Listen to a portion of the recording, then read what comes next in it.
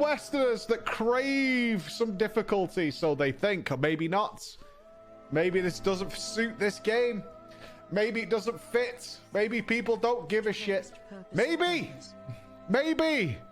But we're going to find out. We're going to go on a journey with Nanamo, our glorious Nanamo, to see exactly where she delves into these deep, dark dungeons, where these mysteries take us, where we go, and will we be jellyless? Will we be jellyless? Will you be amongst the jellied friends? I know for a fact that I will not be a jelly boy for quite some time. I know 100% that the jelly drifts too far out of reach for me for a little while. My botanist is almost there.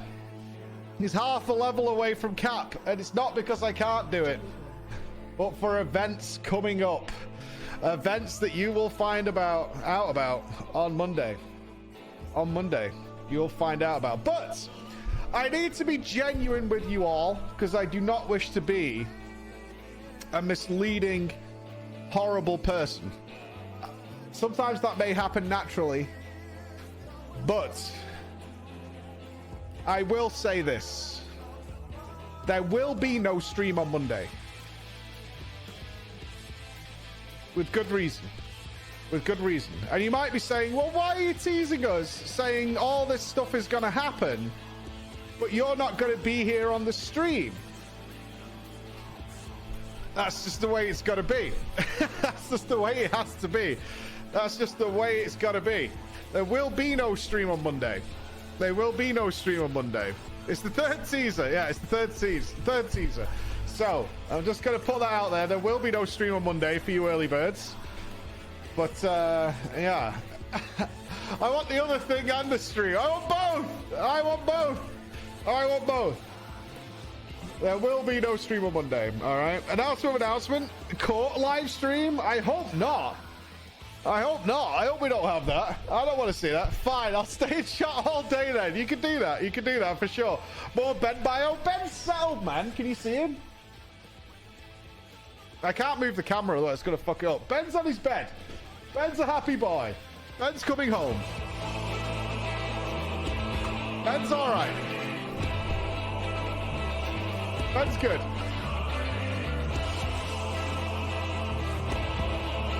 I miss this fucking soundtrack so much.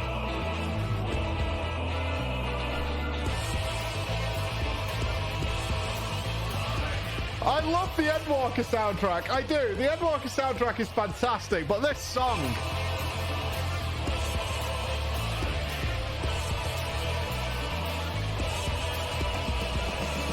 This song is something fucking special, man. Oh, it does. It slaps so fucking hard.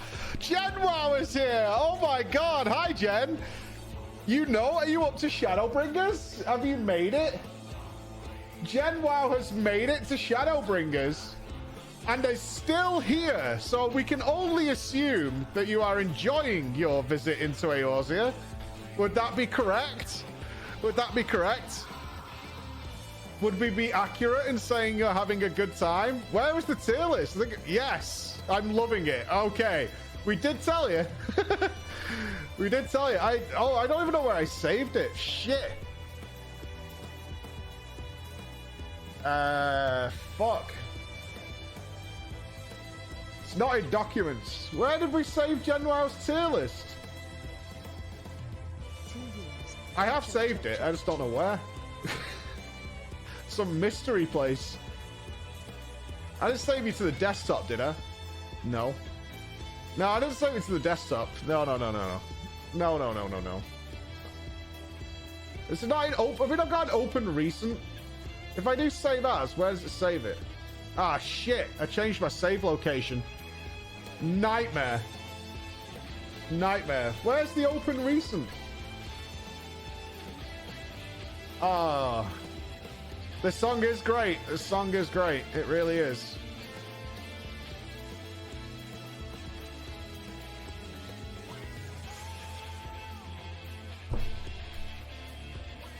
Shit, Jen.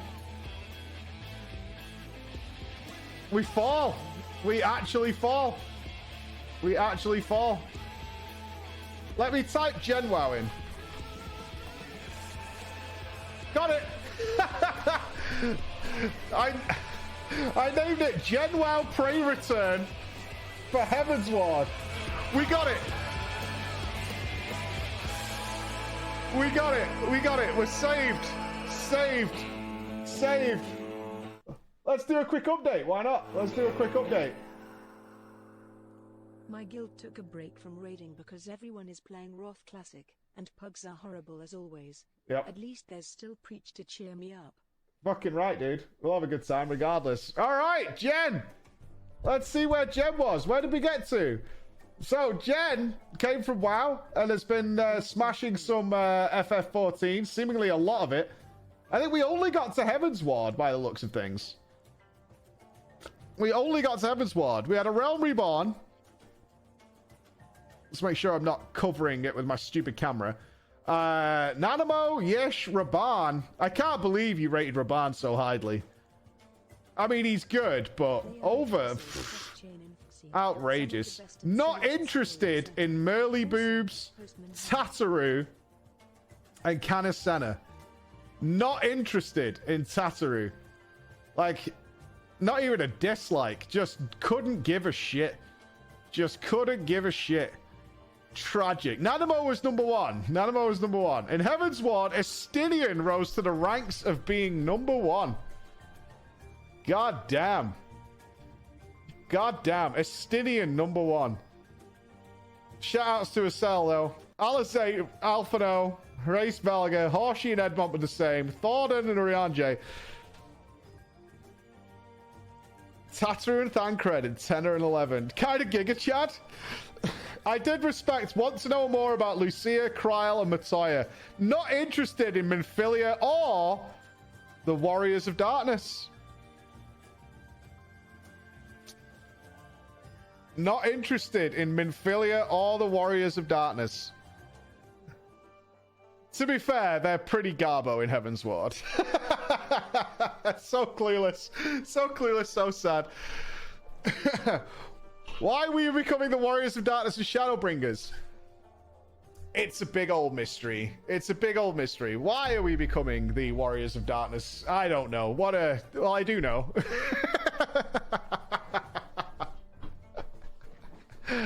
Smile face, smile face. So where are you up to now, Jed? Have you just finished Storm of Blood or what? Are you still working on Shadowbringers? Is that where you are? You just got to Shadowbringers. All right, so we can check out Stormblood. So we've got Hien in here. Higiri's going to be there. Gosetsu's in here. Let's see where we're up to in Stormblood. All right.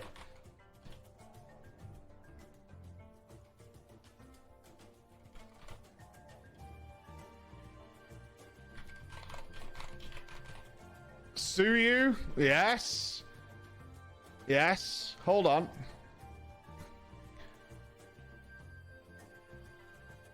Hold on. Can I do this in a non-spoilery way? Can I do this in a non-spoilery way?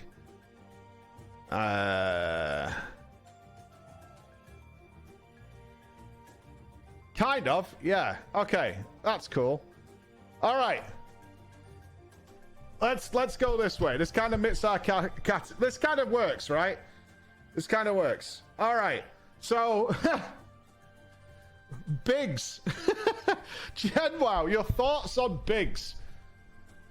Your thoughts on Biggs?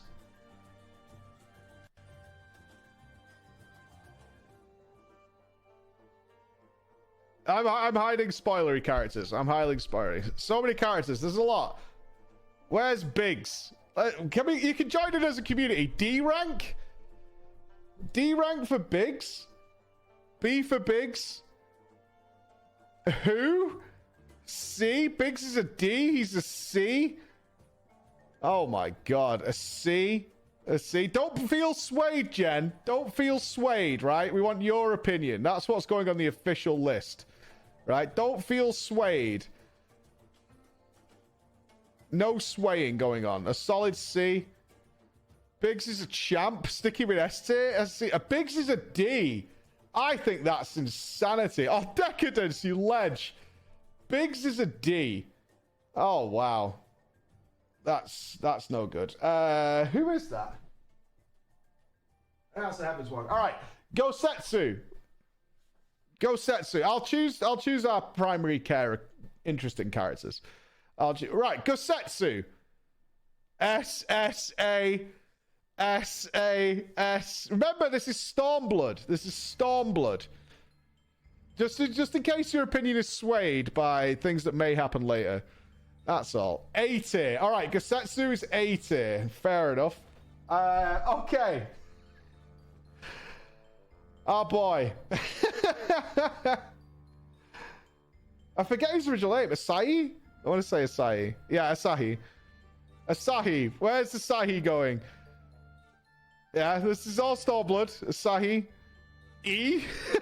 S villain. See, I would rate him lower, personally. A B tier. I think B is fair. A little bit lower. He's alright, but, yeah, like, he's too comically villainous for me in Stormblood. He's, like, pure ridiculousness. Alizé. All right, where's Alizé after Stormblood? What does Alizé do in Stormblood? Shit. The fuck does Alizé do in Stormblood? I can't remember. Well, Alpha's... I'm not sure if Jen's done the raid, so Jen might not know who Alpha is. Nothing. Yeah, I don't think she does much in Stormblood, but she's still great. Like, she's still wonderful. Yeah, she's like pirates and shit like that. All right. But I mean, she's still amazing. For me, Alizé is always S. I think by Stormblood, I'd raised her even higher. I like her a lot. S tier. That's good shit. Right. Our boy Alfie. I kind of want to see my own tier list again. I can't remember where I put Alfie in Stormblood. I can't remember where he landed. But I don't want to open my tier list because my character rankings be on there. I don't want that. A, S. Alfie is S. Okay. I like the twins more and more. S tier. Okay. All right. I am so fucking jealous of where your gameplay is going. I am so fucking jealous of where your gameplay is going. Same. Same. I wish I could go back. All right. Arenvald. Remember, he's called Arenvald. No other names that may be known amongst the community. Arenvald. A, B. In Stormblood? Remember, we're talking about Stormblood. All right. B, yeah, B, A. Maybe even less. I mean, he is around. A high B. Okay, a high B. We'll put him over Asahi then. All right, Emmerich. Obviously, it's not his expansion, but you know who Emmerich is. Kind of curious if that's changed. Kind of curious. Emmerich S. C. S tier. I mean, Heaven's Ward was Emmerich's time to shine. My personal thoughts on this, not trying to sway it, was that I didn't demote anybody who didn't play a big part in what was happening during that current expansion. They're still around. An obvious S. That was my thoughts. I can't demote them if they didn't take a big part. A. All right. So up with Gosetsu. That's pretty good. This is who I think it is. This is Meat Pockets, right? I can't remember her fucking name. Sarah or something? It's Meat Pockets. I don't think we need to bother with Sid. We did do Biggs, but whatever. Serena, yeah, it's Serena, Meat Pockets. Yeah, she was hiding all the meat in her pockets. Leave Serena alone. Oh, shit. Did we miss Justinian? We did. We did miss Justinian. We'll go back. Don't worry. A B. Yeah, she's nice. She's all right. Estinian. Oh, Stormblood Estinian. Stormblood Estinian. S.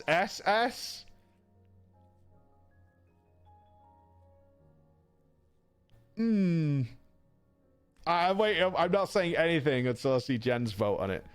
A B. So demoted. I'm pretty sure I'd have to check my list again.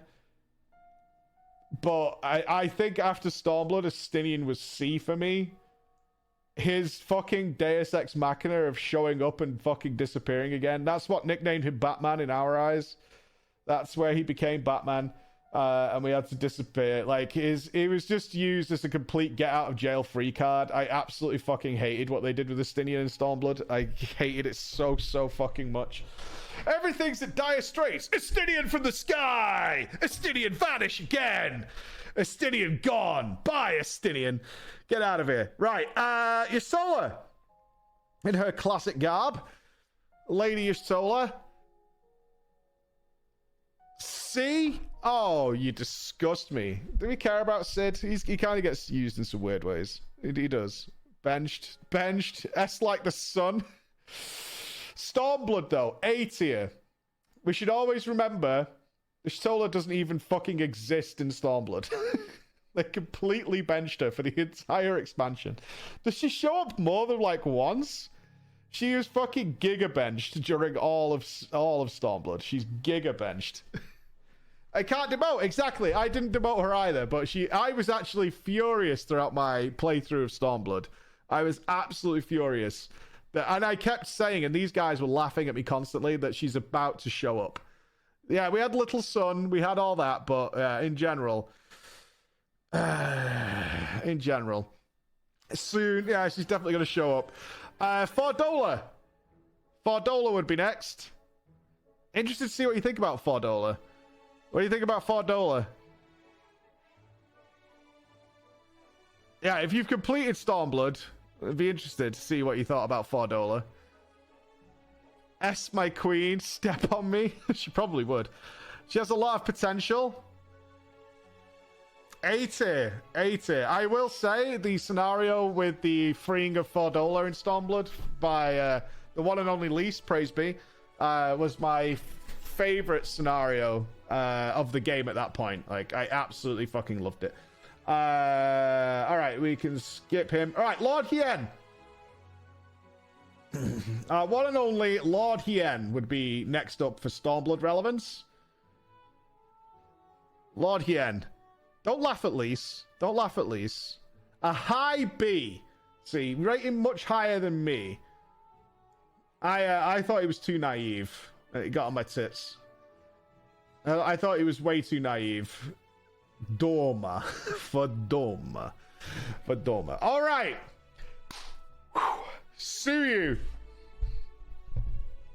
Yotsuyu. Don't you manipulate.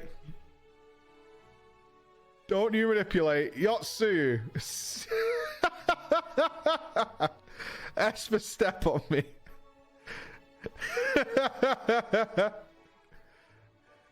A high A. I'll take it. A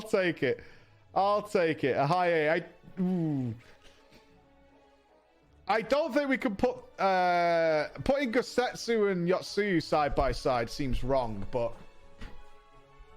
yeah, that would be that's an awkward relationship, that's for sure. Oh well. Moving on. Yeah, big sad. Yeah, that seems inappropriate. All right, Minfilia. Yeah, because Lucia's not. Oh, wait a minute. No. Kryl. We gotta put Kryl there. I don't think Kadasena doesn't do. Yeah, she's around in Stormblood, but Kryl. I think this fell into your category of.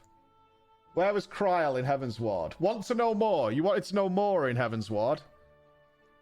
You wanted to know more. Well, now you know more.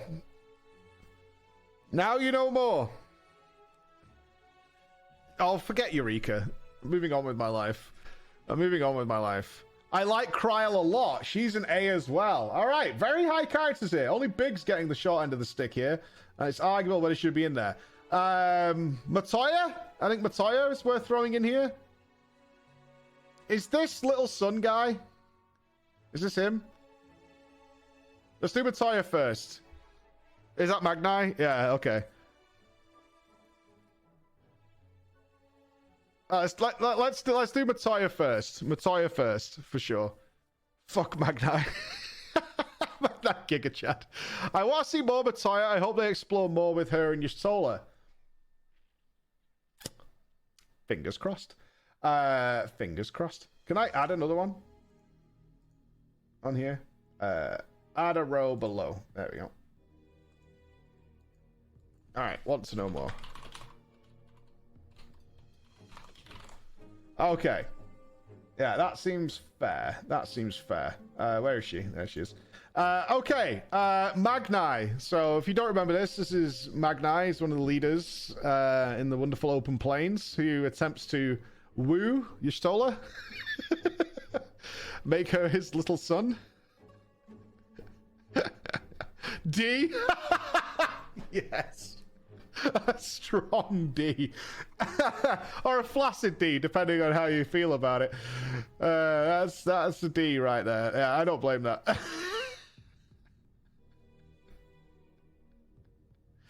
I want to include Minfilia. I love Minfilia. A flappy D.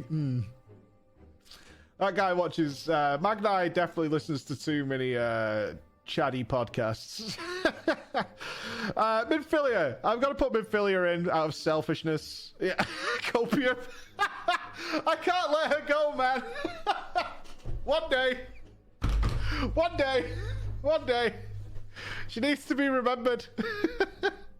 Who? Copium. Oh, God, I do not miss the waves of copium about Minfilia. I want a ranking. I want a ranking. Sloppy. Sloppy. She'll be back, copium. I don't think you ever liked Minfilia, did you? You couldn't give a shit about her? Yeah, Minfilia was in the not interested category. I want to know if they do more with Minfilia. Don't we all? Don't we all? Don't we all? We would like to know more. We want to know more. Ooh, Yagiri. Yagiri. Yagiri's next up for Stormblood. Yagiri's next up. I am skipping Yoshi P, yeah. B tier? Ooh, big range on Yagiri. A solid A, a B, B for badass. I think Yagiri was a bit wasted. A B tier. That's fair. That's fair. Take your role alongside Astinian. Okay. Okay. Jen, ignore the chat. Lise. Now you know the story of Ida. Nanamo, she's not a big part of stuff. I've also... You did moan at Merly Weeb. Shut up. Quite the swing. Quite the swing. Lise gets her own tier.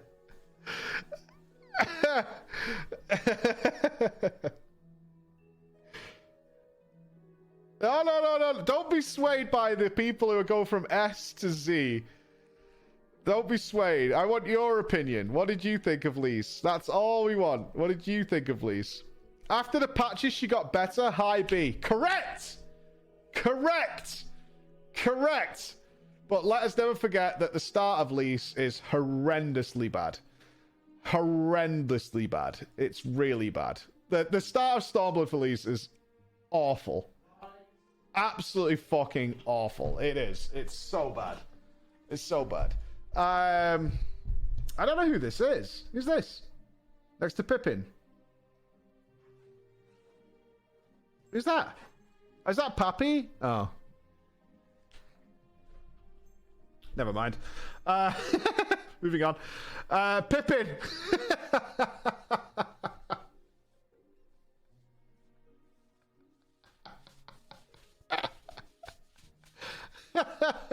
Oh, come on. Pippin's a B. Yeah, Pippin's alright. Pippin's all good. Sloppy. Kind of. Do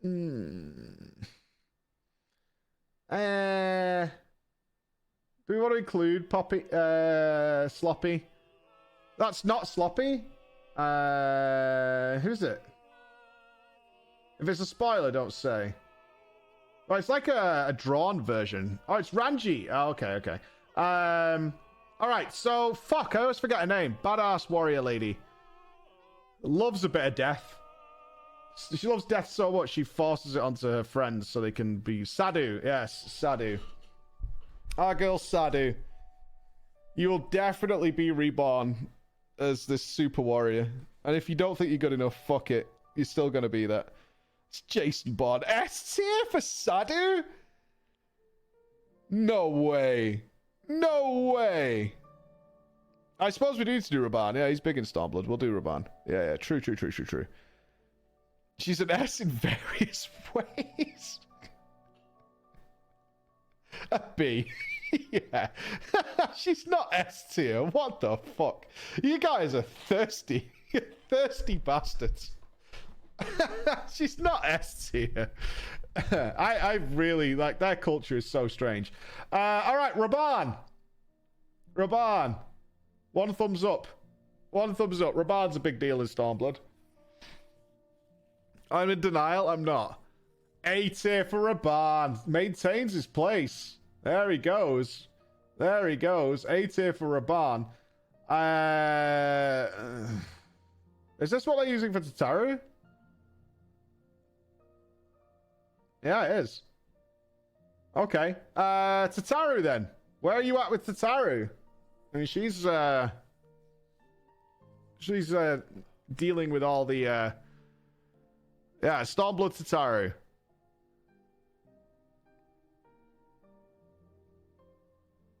We're talking about Stormblood. B tier. Okay, she's B tier. Okay, all right. Yes, remember we're asking if you're not sure what we're doing, we're asking a person who has just started Shadowbringers. We're going along with their journey. So, any characters that come in Endwalker and Shadowbringers, they won't know who they are. Or have an opinion there. All right, Thancred. So Thancred during a Realm Reborn, Thancred was in 8th place and 11th place in Heaven's Ward. 11th place. Actually, very closely in line with me. Very closely. Our Turtle Man is a big part of Stormblood. True. A C tier. Okay, slightly rising. Okay, slightly rising. Turtle Boy. Teenage Mutant Ninja Turtle. Yeah, I'm skipping over any characters that aren't relevant to Stormblood, for the most part. Soroban. C tier. Okay, filling the ranks there a little bit.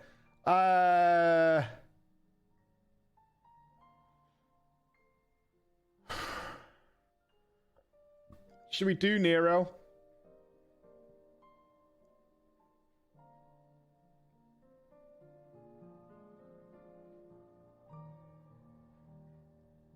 I'll come back to Jeff. No, we skipped Sid. Sid. Nero. If they've done the Omega Raid. Yeah, Nero's more in the Omega Raid. All right, then. All right. Okay. Jeff. I should call him by his real name. Caius Van Belsar. The Return of the Black Wolf. A.K.A. Jeff. Also known as Jeff. The Return of the Black Wolf. Gaius wants to know more. Okay. To kind of push you in the right direction, the Gaius storyline is not a part of the MSQ, but there is a big storyline for Gaius. But it's it's an extra thing. It's very much worth doing. Very much worth doing. Urianje. I'm just saying where you go and get that, right? Like, if you wanted to know more about Alizé but didn't do coils, then, you know, what are you going to do? Urianje and his magical devices of Stormblood that he brings you in the middle of the fucking desert.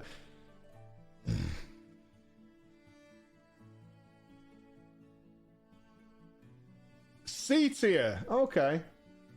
Alright, C tier. Rianjay on par with Soroban and Thancred. That fits. That fits. Alright, the Emperor. The Emperor. With his wide-ass shoulders. Our Emperor boy.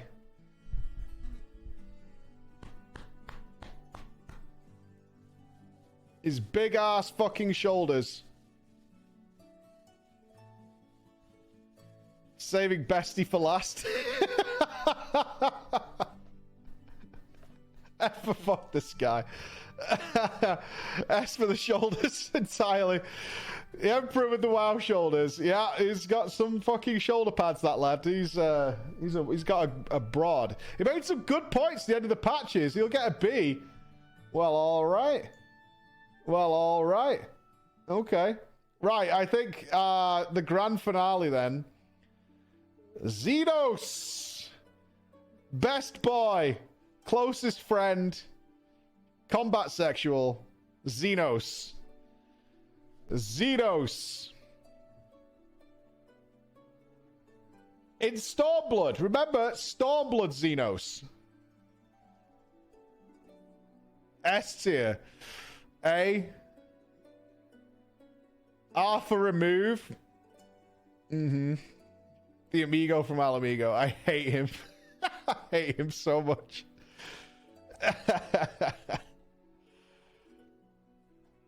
Busty tier. F tier. B for booty.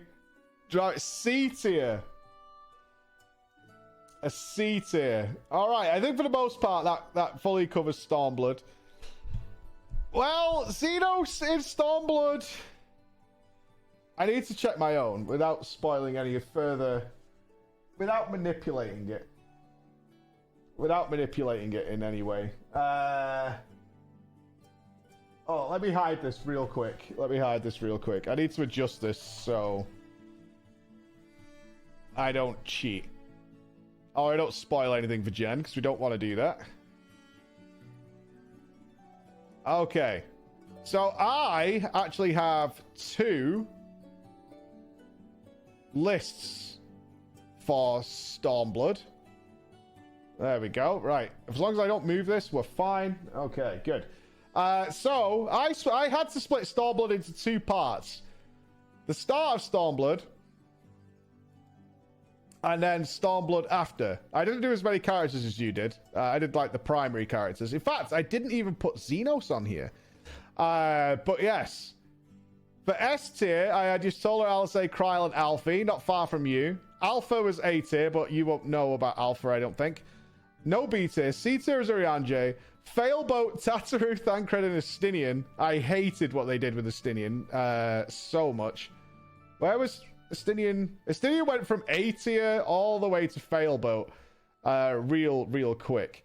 And then it was the Abyss, then the distance between here and Mars, then underneath the universe, then cross dimensions, and then through a Stargate. And that's where Lisa's tier was.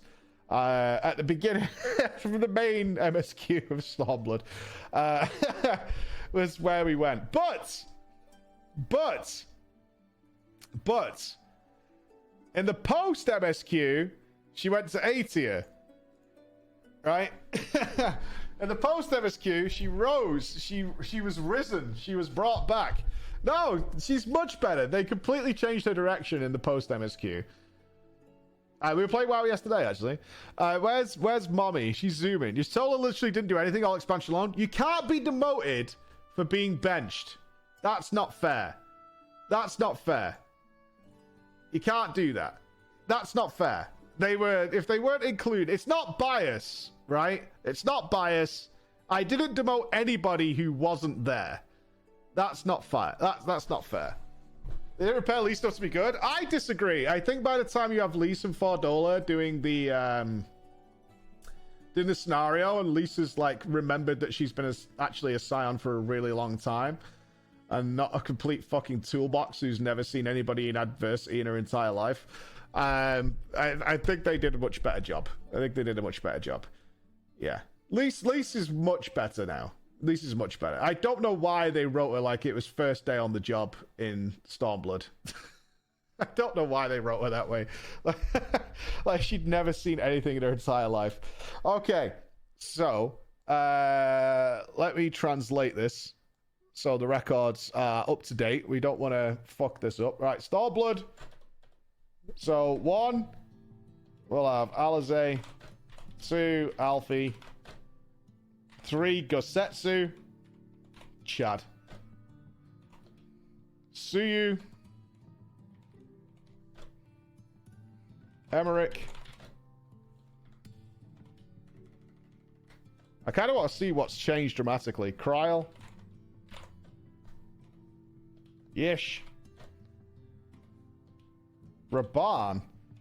Alamigo. Fardola. Then we had the Emperor. Then we had Ironvald. Yen. Empor. Then we had Lise. Then we had Asahi. Then we had Serena? Is it Serena? Whatever, something like that. Estinian. And then we had Sadu. Yugiri. Pippin. I don't think Pippin should be on any list. Pippin's just there. It's just too much of a list now. Dankred. Soroban. And then all the way down here is Urianger. Bummer. And then last place. Dead last. Xenos. Dead last. Oh no, he's not dead last. Oh no, he's not. He's not. Okay. He's not dead last. I'll skip Biggs. That was an unfair addition. Alright. So almost dead last. The only person in Stormblood who was worse than Xenos was Magni.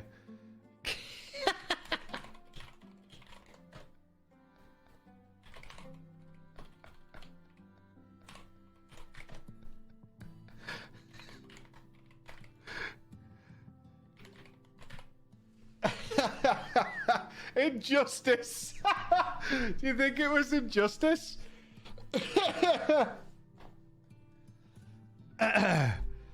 You think it was injustice? I don't know. I think that's pretty representative.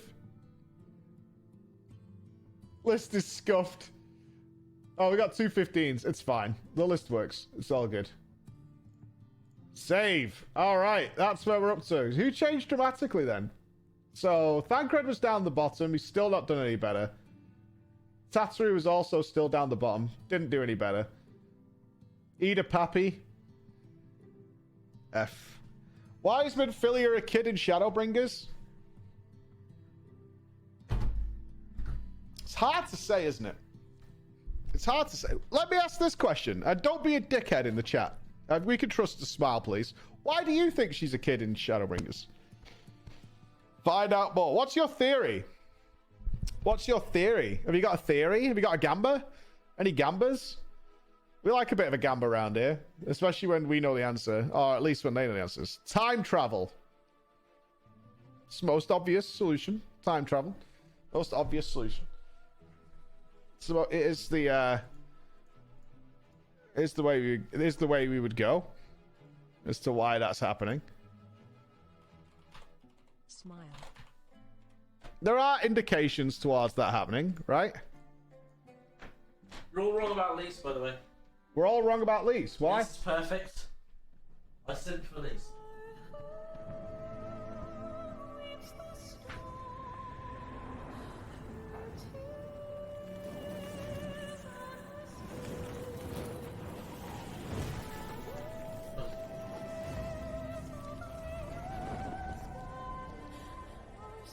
This trailer hits differently after Endwalker. Oh, yeah.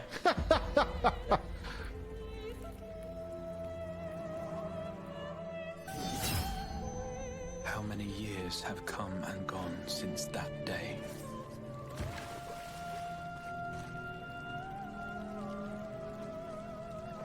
Hey, buddy. Give me a cuddle. How many years have I waited for this moment? One cuddle? for the one that stood alone against the storm.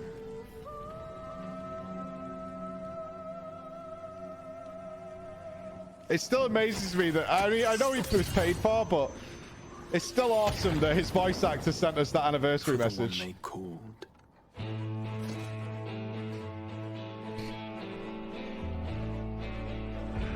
The warrior of light.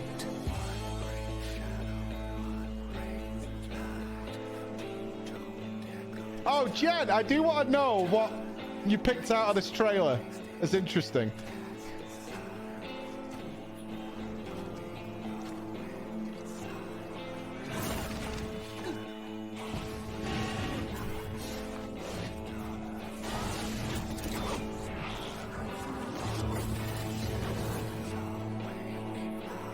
Any clues or anything that you were confused about? Something like that.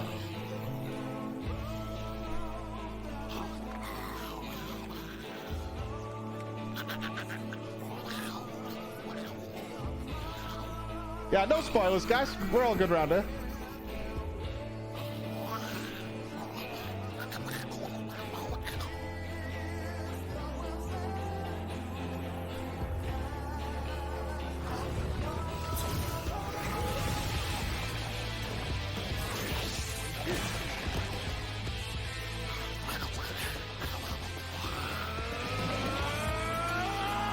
Kill it!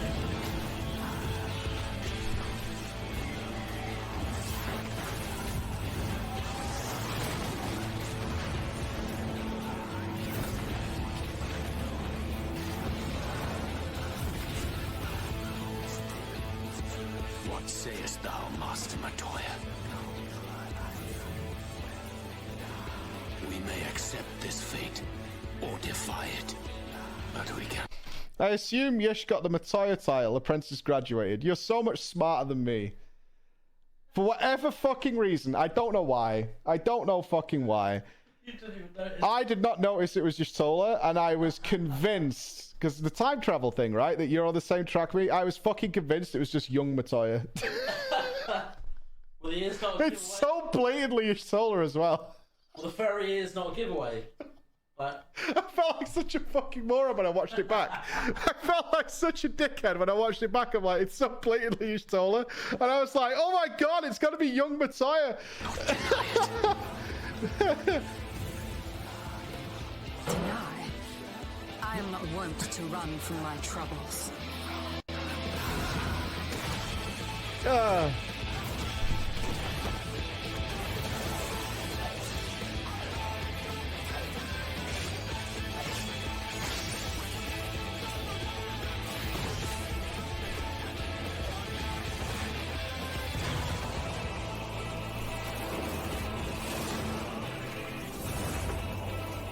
Until our friend returns, I will hold the line.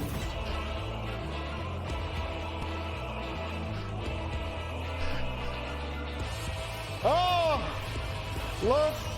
Big love.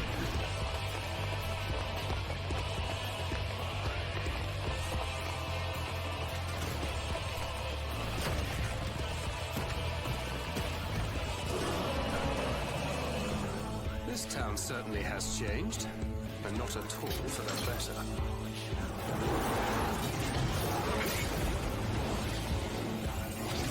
Yeah, Minfilia as a kid.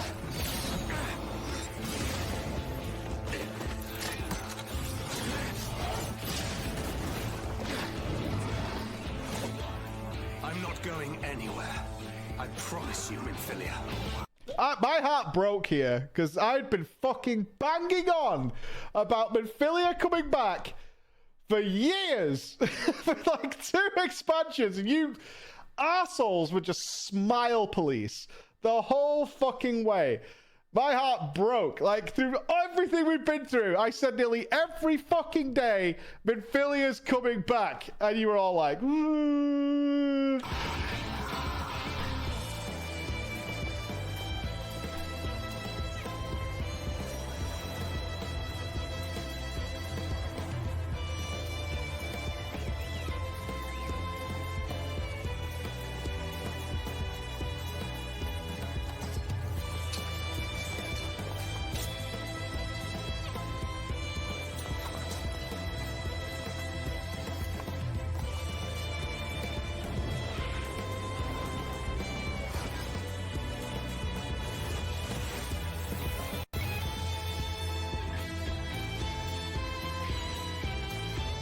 This tragedy, greater even than the seventh umbral calamity, must be undone.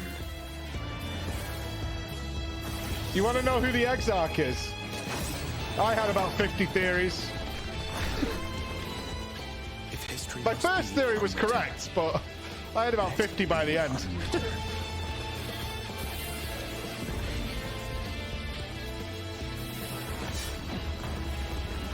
It's Messiah. become what you must.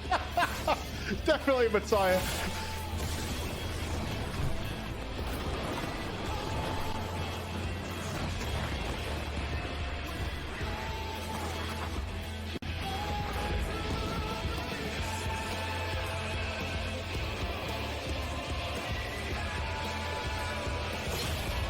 Become the warrior of darkness. Become the warrior of darkness. Oh, I'm very jealous. I am very, very jealous. I am very, very jealous. Do you remember a certain giant floating rock? Shut the fuck up, man. Look, like it or not. Oh, we can't talk about it. We'll talk about it when Gemwell finishes Shadowbringers. I want to get back into it. I want to get back into talking about it like so badly, but we'll wait. We'll wait.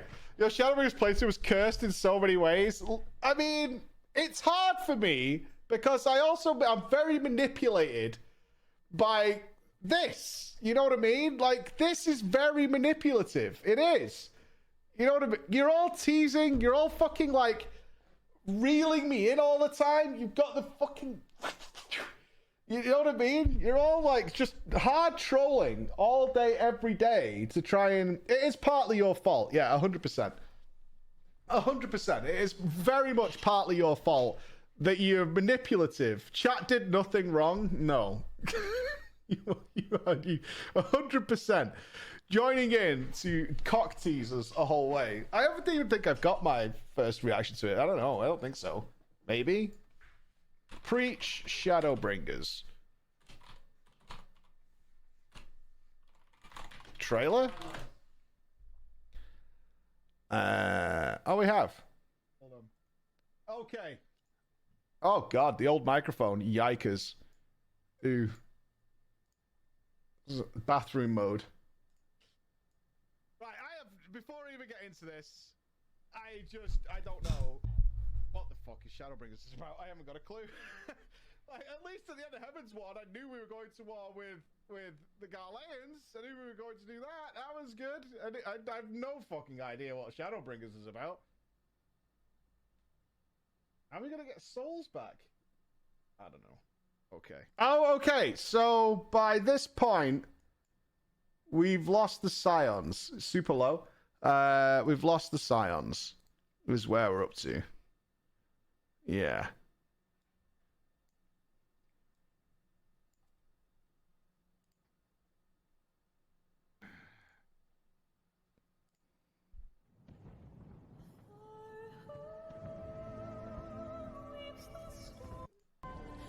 I imagine I watched it and then we talked about it. Hold.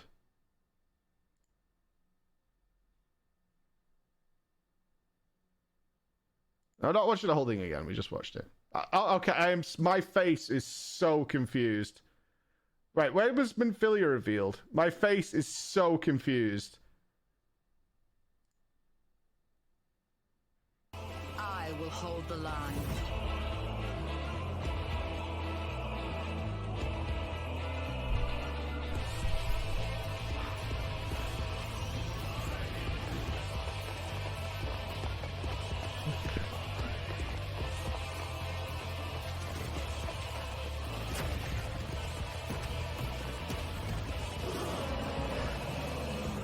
This town certainly has changed, and not at all for the better.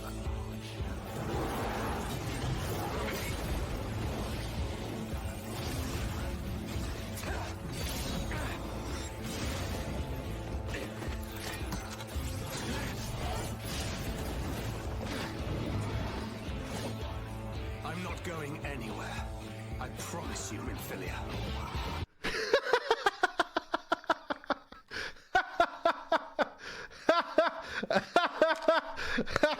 Oh no. That is that is a bad face to have.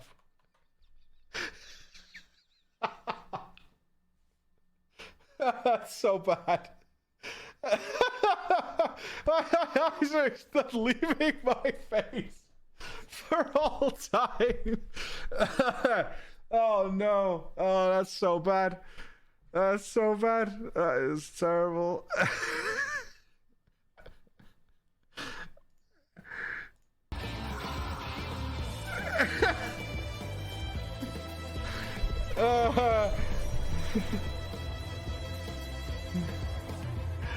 At least I was sold on the expansion at that point.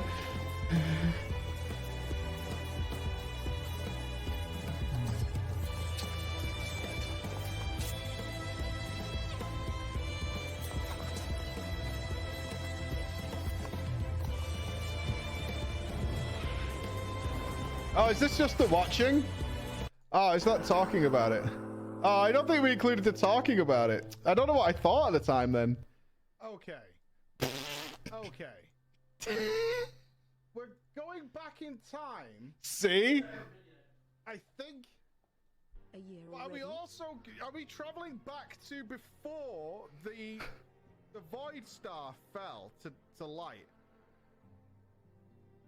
So I think we're also crossing dimensions. Not just going back in time in our world. Oh, my brain is so frazzled, man. My brain is so 100% frazzled by what it was. Oh, yeah. Going back 10,000 years. No, it was a good time for us all, right? Oh, is it there? Speculates. All right.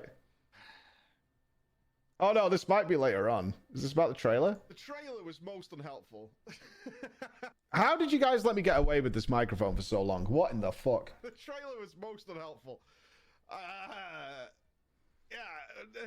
There's a lot. It took me a while to process even what happened at the end of Stormblood, because it was a lot.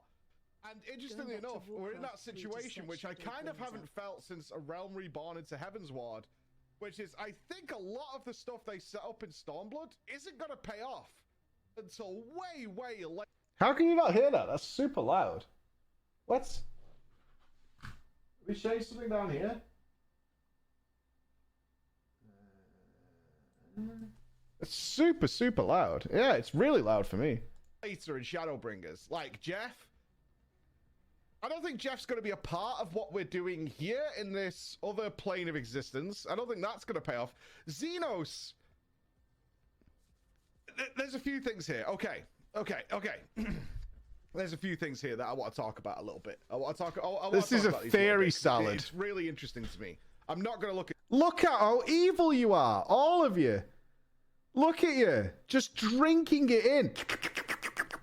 Okay, hold on. I know there's a hype train going, and I fucking love you guys. I'm minimizing you for a second. Okay, chat's gone. All right. Yeah, I had to get rid of you. I literally fucking had to get rid of you. That's the reality. I had to get rid of you. This gives me, and I hate to use this phrase, but bear with me on it. Bear with me on it. A Warlords of Draenor vibe. Now that raises certain questions as to how much better the storytelling in Final Fantasy XIV is. Because we have left our home world. We're gone. We're somewhere else. We're in Smurf world, which is being eradicated by light. And we've seen that before, or at least we've heard about it with the Warriors of Darkness. That's what happened to their world. Everybody died. 90% of where we are is already uninhabitable or dead. And only 10% of this world remains, which I assume it serves two purposes. One, the place is about to die. I assume that light is spreading even further. And two, it means they don't have to create a whole new planet for an expansion, which makes sense. Now, from what I remember, and I'm iffy on this part, but I've got so far wrong, is that Heidelin created, I think it's 12 or 13 stars. I should never do lore. I should never do lore. We're on the first one. And there are different ones. There's the one where Midgard's Soma came from. Stop. There's the one where the Warriors of Darkness got turned into the Void. And now we're on the first one. Now, for some reason, according to the Smurf, this one is the most important. I can't. Did we call the Exile the Smurf for how long? It is his home one, so. Question mark. Whether he feels that way because that's where he lives, I don't know. Something like that. Now, we're going now. In the trailer, it showed repeats of what happened on our world. On our... They call them reflections. Oh, it's too cringe. I'm so sorry. No, I'm not sorry. It was a good time. I'm not sorry. It was a good time. We enjoyed ourselves, right? We enjoyed ourselves. It was fun. Yeah. It's cringe as fuck now. I can hear the green screens. Nice freeze frame. Hey, you should never freeze frame anybody on a video. You're speculating? Yeah, I mean, we were working. I was working with what I had, right? That's the thing. I was working with what I had. That's it. Ignorance was bliss. Yeah. I was excited. I was super excited. Although I remember getting very frustrated in the early parts of Shadowbringers with certain information not being divulged. I felt should have been divulged. But there you go. Imagine the FC chat at the time when us all laughing. I bet. We tried it every step of the way. You evil sons of bitches. Good. Well, now we get to relive it through Jen, so we'll look forward to your updates, Jen. We want our updates to go with it. Who knew it would be as good as it was? I mean, Shadowbringers... I shouldn't say. Yeah, you gotta go. See it. Yeah, bye, Jen. We look forward to your next update. Your update has been saved. You are... Let me double check I've saved it. Save. Yes. There we go. I should say save to the desktop. Save as... desktop. Let's put it there. There we go. Right, I can't lose it now. Easy game, easy life. Easy game. Welcome to Shadowbringers in advance. Yes. Yeah, we can take a quick look at the patch notes. I actually don't know what's happening with the relic weapons because we didn't see the live letter. Because it was at like 4 a.m. my time, which is a bit of a bummer. Have we got one that's specific to these notes? This is like everything, right? Yeah, is this just 6-0? I thought this one is like encompasses everything. Oh, nice one, Raven. You're a star, dude. Raven with the hard carry. Legend. I can't wait for these variable dungeons today. I hope they're not balked in any way. I'm so excited for them. Did you guys just wreck the server?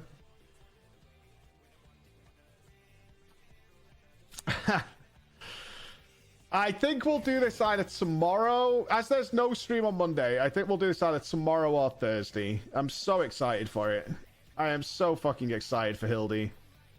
I'm not saying I'm just looking for some fun story and side stuff. That's all I'm looking forward to today. That's my main excitement, is looking forward to that. We might check out the hard mode. I know it's designed for like savage gear levels, but hopefully they won't cock block you from going in and we can have a little look around and see what's going on. I am so... The way they cliffhanged this last time was just ridiculous. The lunar conspiracy.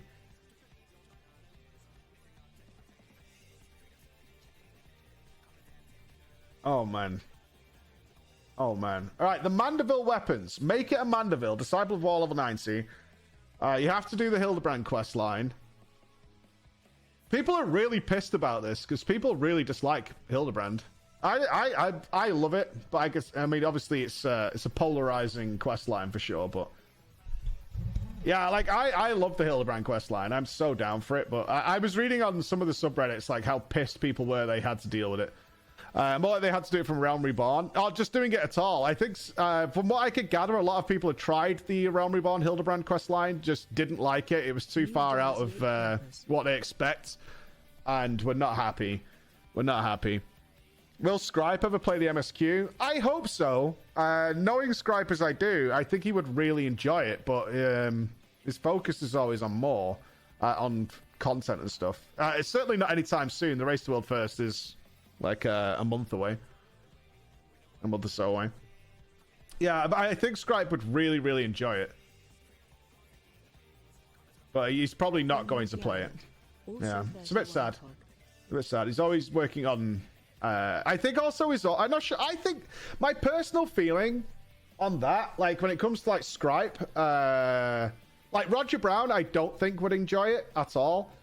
But my personal feeling is, I think Scripe believes his audience demands like extremely high level MMO gameplay as the primary source of content, and that's the audience he's garnered. But my personal feeling is that I think he would really, really enjoy it. I think his audience, a good portion, would come along for the ride. I think so. I really do.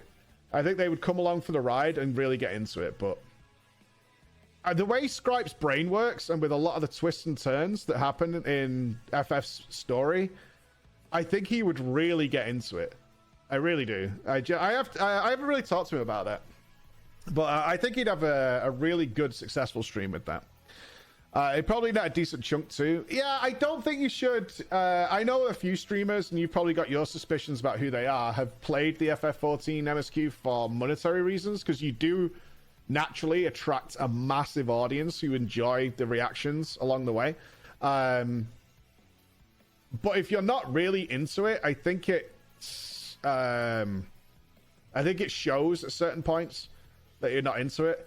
I mean, I was lucky because I thought I was going to hate it. You guys all know that. I've made no secret of it. I was pretty convinced I was going to be miserable as fuck playing Final Fantasy XIV and thought it would last like a week or two. But once you sucked in, and if you do get on board with it, then I stopped doing our plan. If you remember, my plan was that we would complete basically all of the expansion content before continuing the MSQ. We did that in A Realm Reborn. We went back, we did like all the extremes. The only thing we skipped was Savage.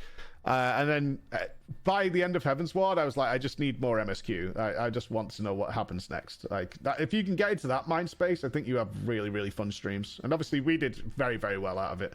But that was a happy coincidence more than anything. All right, variant dungeons. Yeah. Players must first complete the MSQ Endwalker and also spoken with the NPC Osman in Old Sharlayan.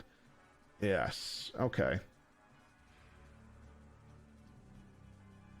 Okay, Osman in Old Sharlayan. Cool. So that's where we're going to start to do the variant dungeons. The jelly quests with Loporrits and robots. You're going relic weapon first. I mean, aren't the relic... I've never done a relic weapon grind, but I'm guessing they're pretty fucking huge. Pretty huge grinds. Like, I've had a little touch of the Bosy one, a little, like, toe dip into the Bosy one, but it wasn't my main focus. First step is usually pretty easy. Yeah, it's the real grind when you want them all. If you're like a collector and you're getting the whole fucking business together. Yeah. That's a bummer. Good morning, how you doing, buddy? Try doing the Realm Reborn one. No, this seems like pure THD content. I'm not sure if I can deal with that. Quest Sync. The Omicron main trial quest and daily quest will employ an automatic level adjustment system known as Quest Sync, which will match the difficulties of the player's current class level. Any experience received upon the completion of these quests will be adjusted accordingly. Furthermore, certain quests will not allow players to proceed with a class that is different than when they accepted them. Okay. I do want to do this, though. I would like to see them turn that area into something very cool. Especially if it becomes busy. I love... The main thing I love about the Beast Tribe quests and the tribal stuff is how they actually develop the areas. One of my biggest complaints about WoW, as you guys know, is the living, breathing world aspect. And I think the Beast Tribes are a good way of modifying the worlds. I have a Gatherer. We did the Botanist. Yeah, he's not capped. He's not capped. He needs half a level to cap. Like, he's about 20 minutes away from cap. So we did sort our Gatherer out to do that.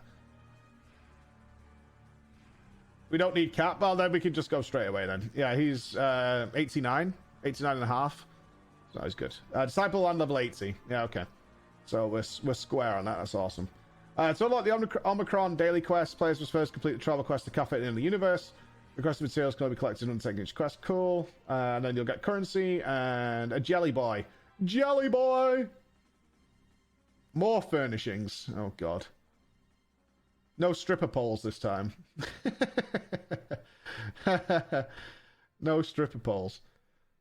Oh, Bex, has your stuff officially been rejected? Do you mind if I show it? Need more polls, Madge. Yeah, can I show it?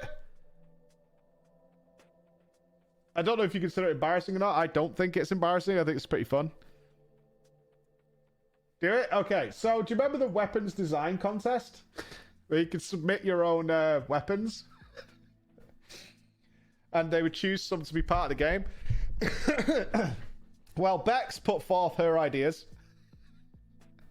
They've unfortunately been rejected. Yeah, they've been rejected. But this was Bex's contribution to the Reaper, which was the Reaper carrot with a bunny base, as you can see. So it's a giant carrot. It's magnificent, vegan friendly. And it has a threatening red glow of carrots. Yeah, it's veiny. It's a veiny carrot. That's a whale dick.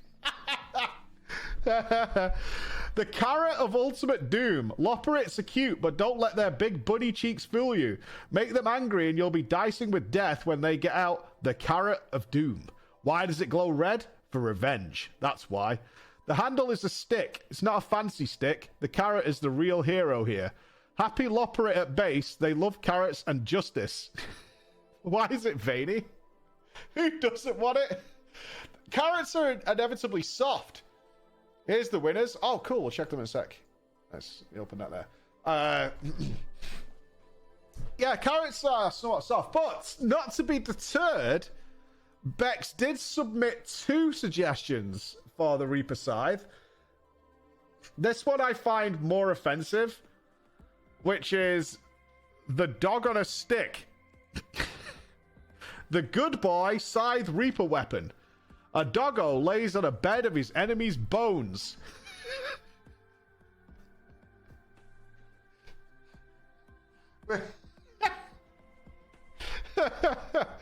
I'm noticing a trend. Like, I'm the one accused of animal murder all the time, while Bex seemingly wants to smash the face of a dog repeatedly into her enemies. Over and over. Slay your enemies by booping them with the good boy snoot.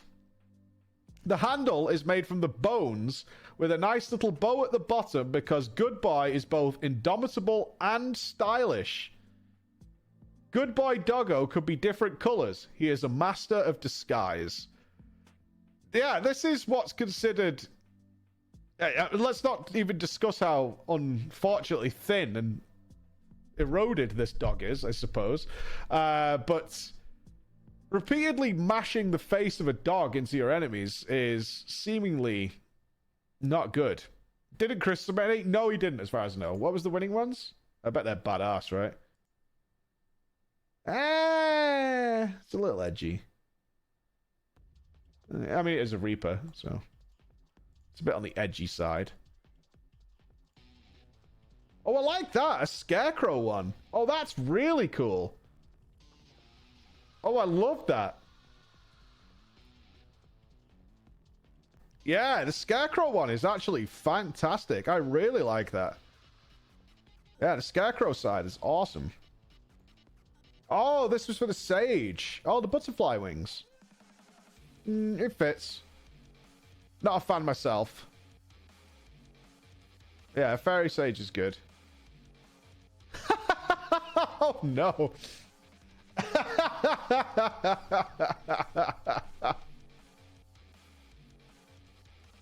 Oh, no. Just cutlery. You can also have a meat fork. I want this. With the Teemo. That's horrifying. I want High Error to stay well away from this sort of get-up with the burning red eyes. I want to avoid that. Is that the only 2 winners? Okay.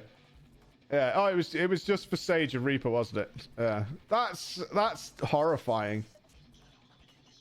That's horrifying. That is absolutely horrifying. Yeah, 2 for each. The cat. I don't know. I think the issue you ran into, Bex, is both your weapons are inevitably soft. They're squishy. They turn to pulp. Both the carrot and the dog turn to pulp, which is not ideal. You don't particularly want that to happen. I want the dog side. A gold saucer, new cards, new NPC for Triple Triad. I know how to play Triple Triad. I'm kind of a Triple Triad master, actually. I have never played a game of Triple Triad and failed to come out on top. I do.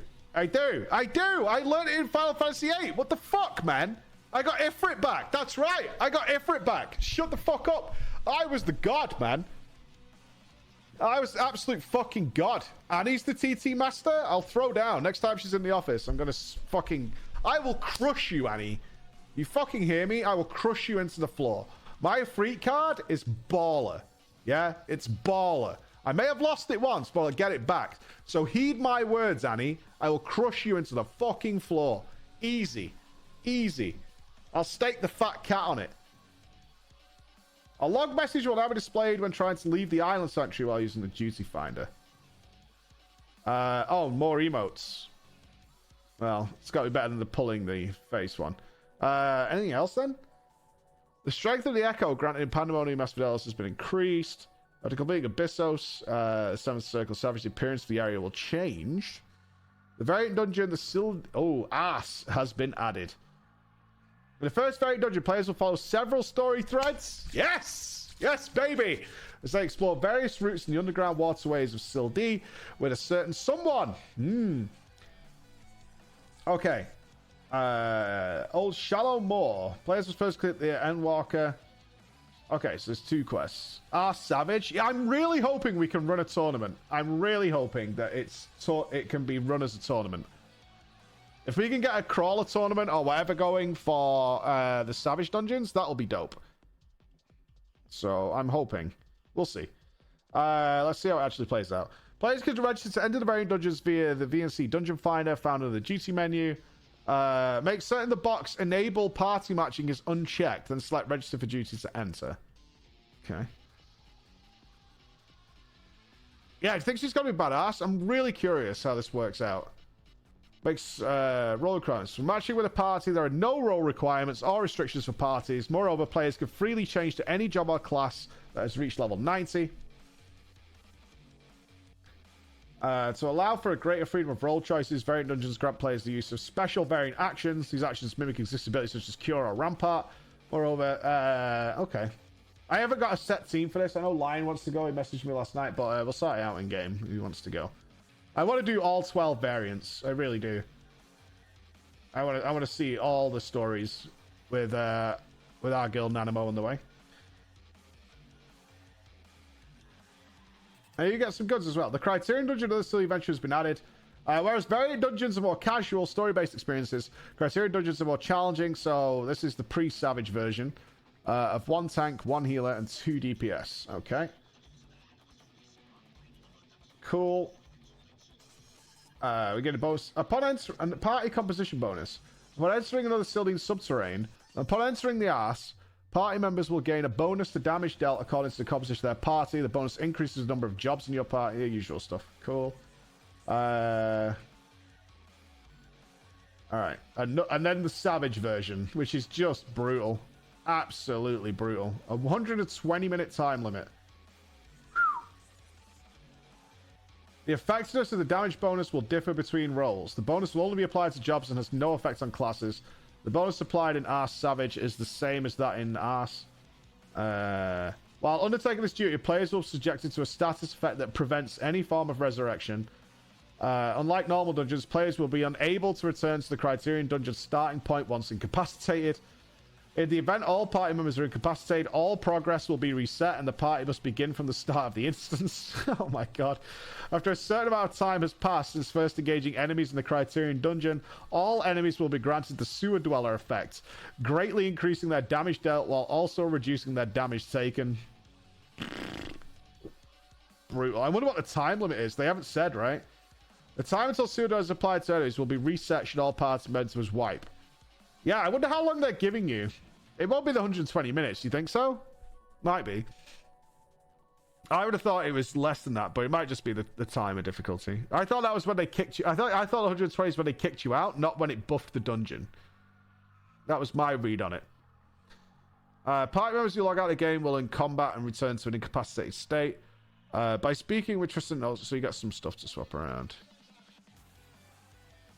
Yeah, 20 minutes. Yeah. Yeah, exactly, Cardwagon. That's what I was thinking. So the time limit is 120 minutes, but I assume the enrage is like maybe 40, something like that.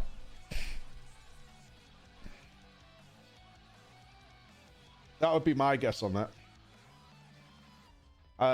Some PvP stuff. Any buffs and nerfs? Oh god, oh no.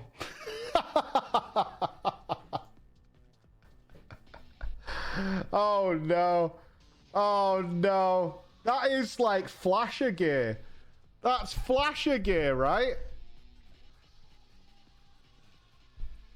That's absolutely flasher gear.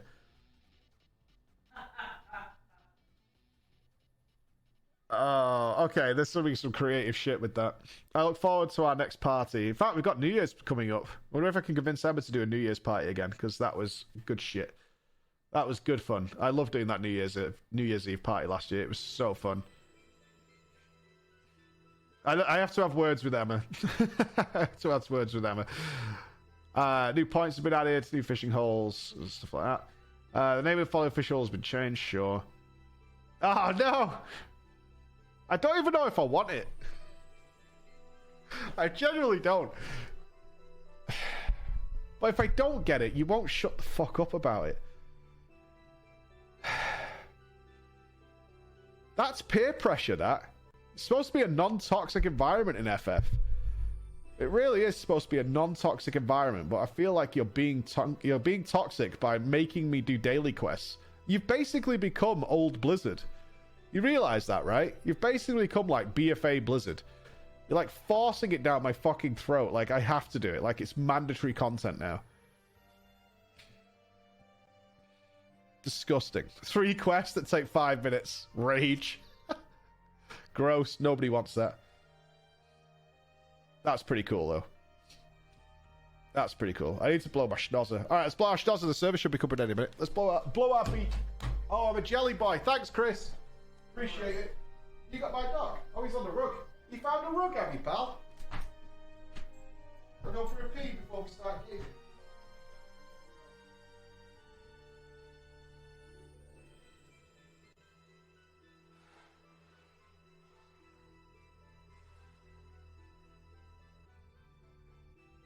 Are you tired of running into situations with other people?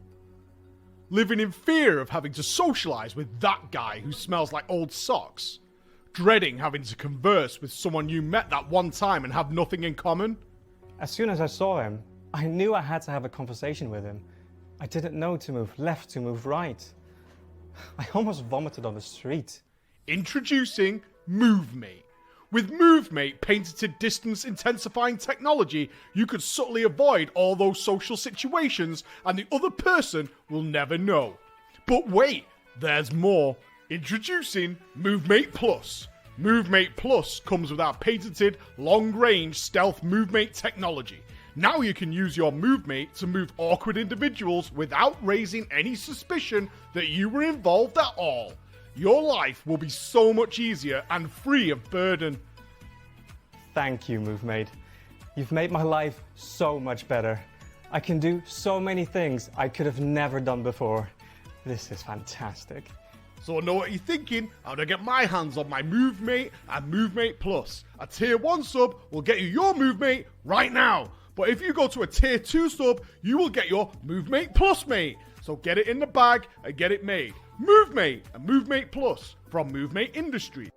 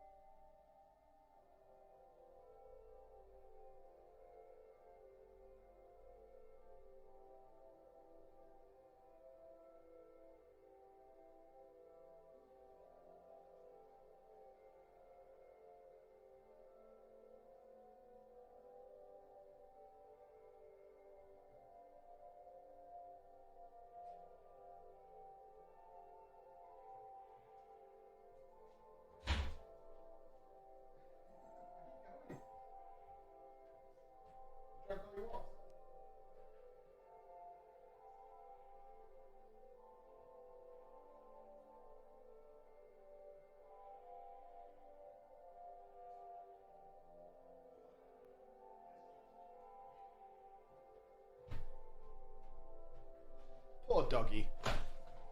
Poor doggy. What games is Rex playing? Is he an RPG or shooter kind of guy? He just plays Dark Souls continuously. That's all he does. That's all he does all day, every day. Any logins?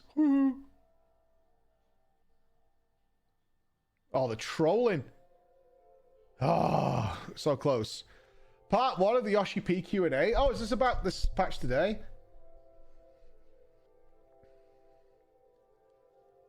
First Alliance Party, Party A. I wish you had time to, like, interview us. That would be nice.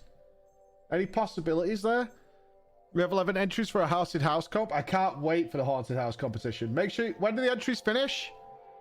It's soon, right, Bex? Or is it past?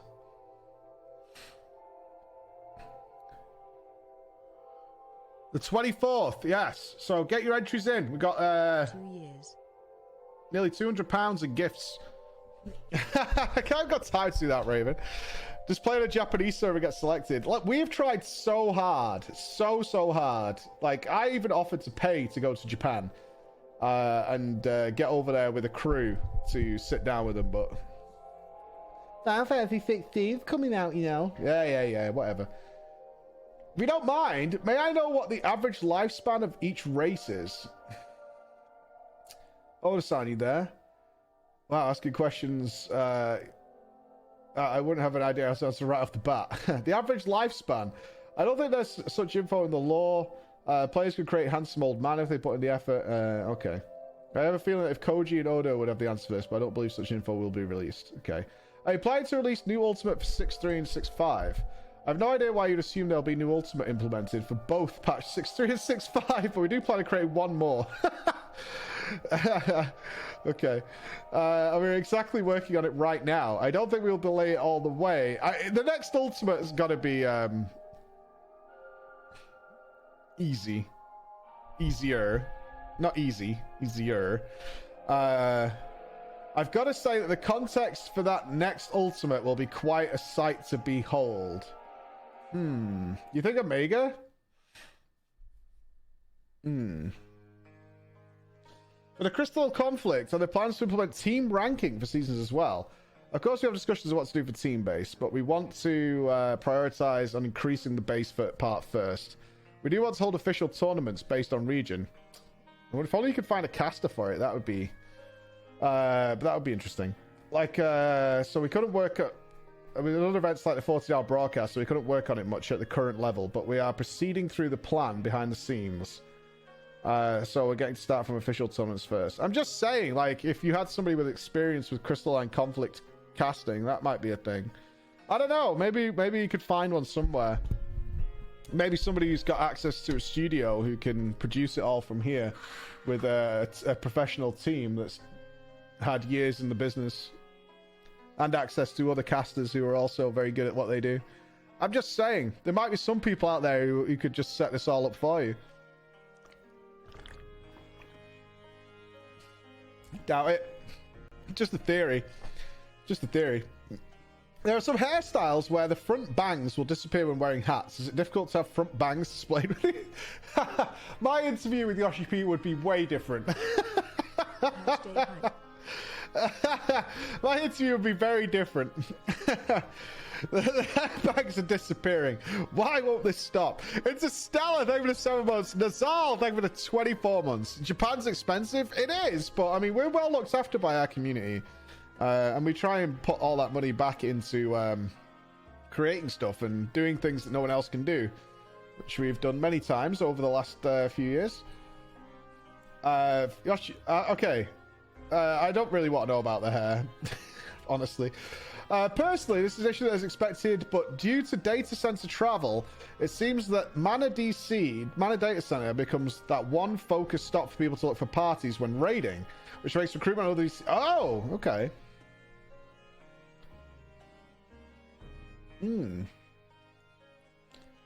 Oh, so everybody's like moving to a central node to get groups and stuff.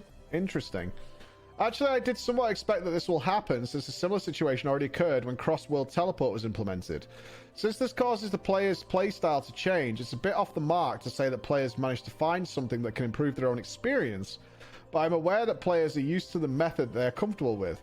So if we were told to come out with a method to address this, then our immediate solution would be to adjust it so that setting up parties are applicable only to players in the same data center. When it comes to high difficulty content, and while this would be the fastest solution, we'll end up wondering what's the point of DC traveling. Thinking about the future consequences are magnifique. And openly talking about them. People would of course go, okay, since we can travel to other data centers, then adjust it so that the matching with other data centers becomes a possibility as well. And while we can do that, if we do so, then we wouldn't be implementing DC travel anyway. And considering we have reached a point where we could travel to other data centers without having to pay extra money, imagine. This is not to say we are giving up, but this will require a long-term solution here, so we can't really provide you an answer instantly. Also, since this involved data center travel behind the scenes, take for example both me and FoxClon are situated at different logical data centers, and somehow party recruitment is made accessible through penetration, and I managed to join the party despite being in different data centers. Then, when we match up to the enter content, things will definitely happen where people like me would have to make the travel from my original data center to FoxClon's data center. And depending on the traffic situation, this could take like 3 to 4 minutes in order to enter the content, or sometimes even 10 minutes or more. To tell you the truth, we still need to observe the situation further before making a decision. No matter what our short-term solution will include, implement something equivalent to a shutter. And ultimately, it's still better to use data center travel and travel from one point to the other in order for everyone to gather at one point. So yeah, give us some time to observe the situation first. What a lovely answer. What an absolutely lovely answer. We're just not sure. Pros and cons on all sides. Yoshi, do you prefer smoking cigarettes or heated tobacco? The fuck is heated tobacco? What's that? That's cigarettes. Heated tobacco? I mean, it's on fire. What's heated tobacco? Oh, vaping? A pipe? No, I don't know. It's different. Fire. IQOS. I don't even know what that is. IQ. What's IQ? Smoking IQ. How do you spell it? I mean, IQ, as far as I know, is an RGB modifier.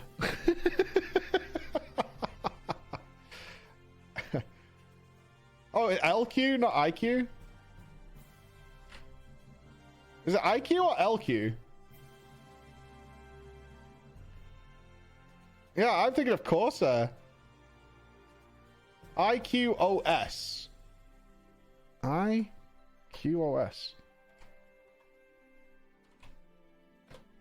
Ecos? Is it Ecos? Oh, a little vape pen thing. Right. Okay. Yeah, it's these little electronic pencil things. Vape pens, essentially. Why are you asking this? Both.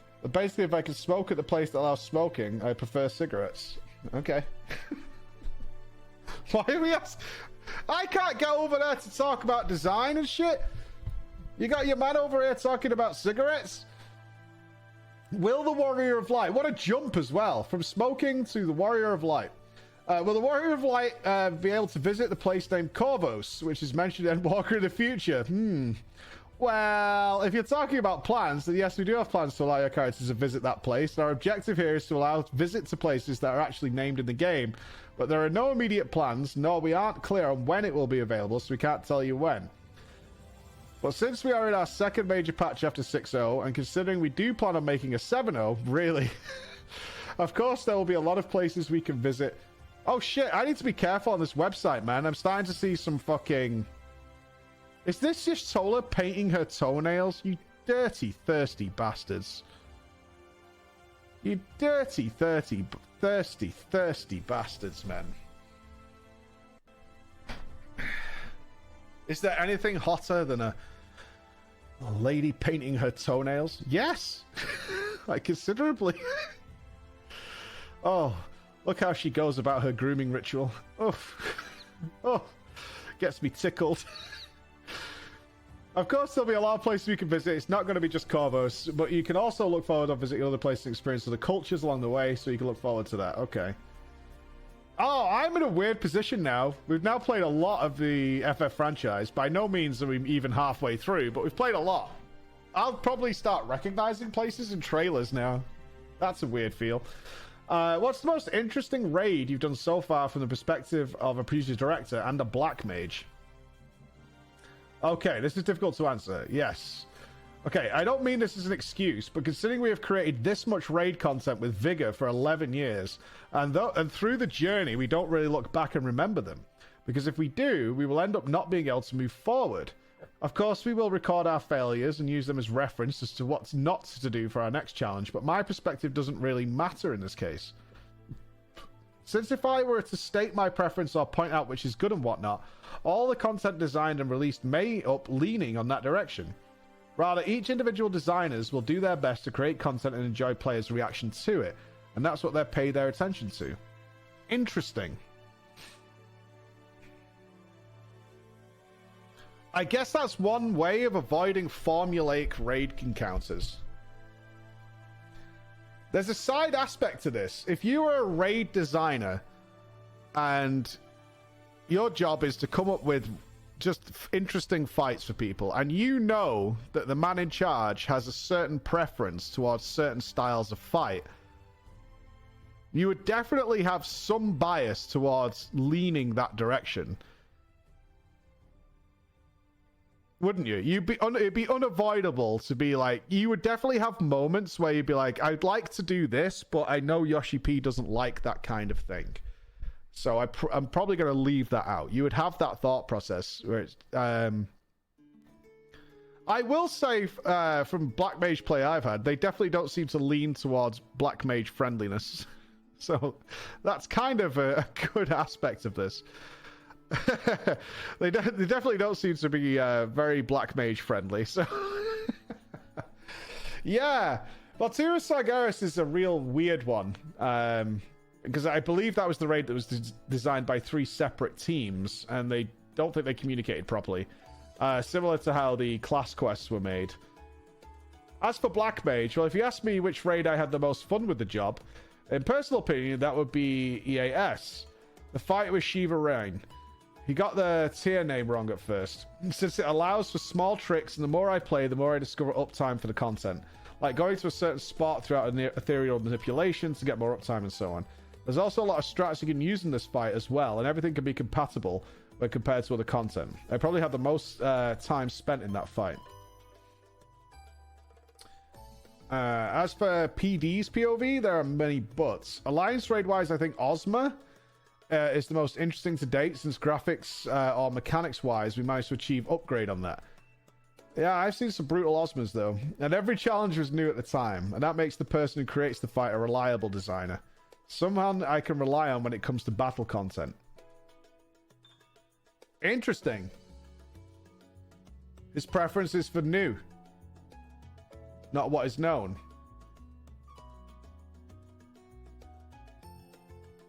I like that. I like that a lot. Innovation over anything. That's cool.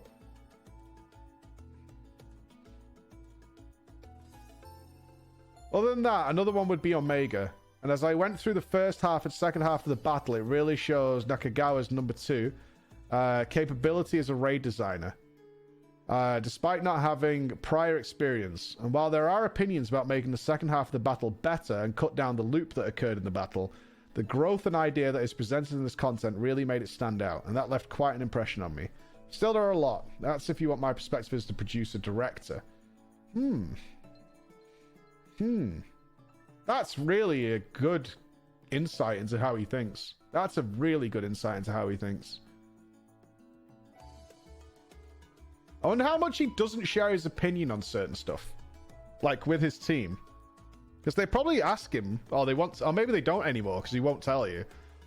But you would want that feedback from the man in charge, but he kind of holds it back.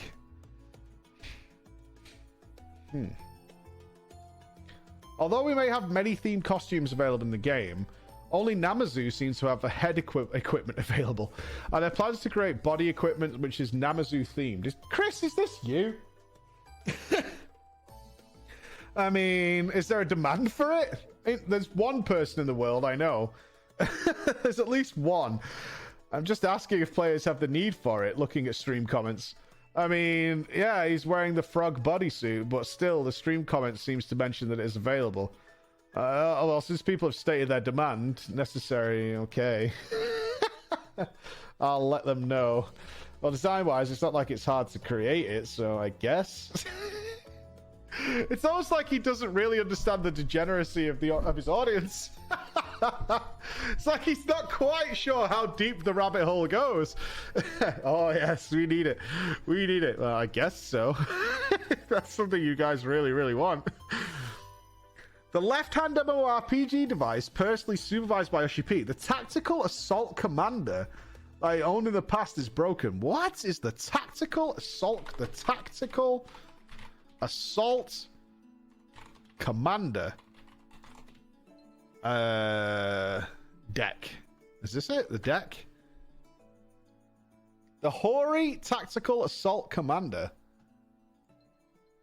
What the? Oh my.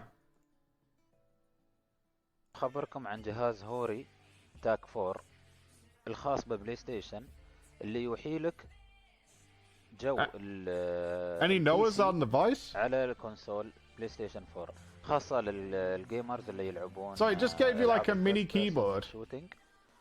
That's not the one. البي سي ممكن ينقلهم. Is it this one, the Pro? This thing?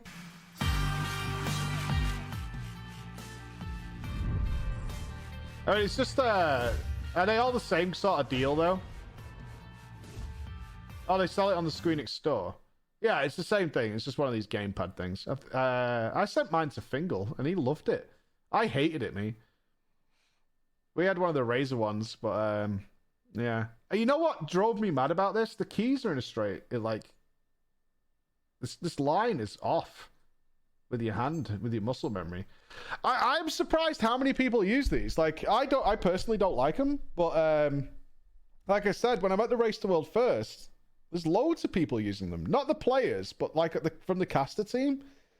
I would say one in two was using one of these things.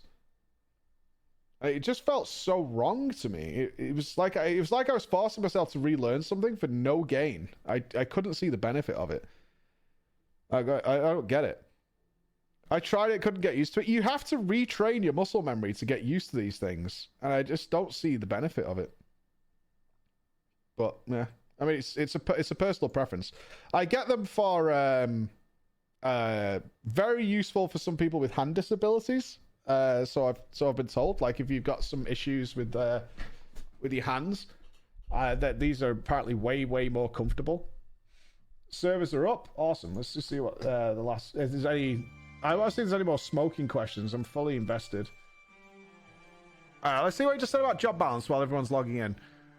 There's no job balance. Is there situations occur where Paladin or Warrior are excluded from party recruitment due to their low deeps, when compared to Dark Knight or Gunbreaker? Until the situation got improved through Paladin Warrior's skill potency adjustments, it's just a part of the blunder that happened.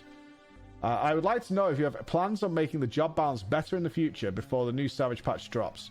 And I wonder if the adjustment team and testing team work better together to ensure better job balance without committing such a blunder. I know this question sounds weird, but this really bothers me, so hopefully you can address the concerns I have in mind. Well, this is quite a spicy comment, but the core issue we had here is the DPS check. Especially the boss's max HP setting was a mistake, and we did have many cases in the past where we went through it despite such mistakes.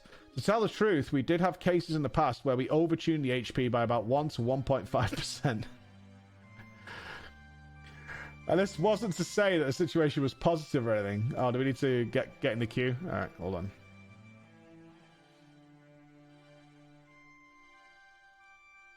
Oh, don't dick me. Come on.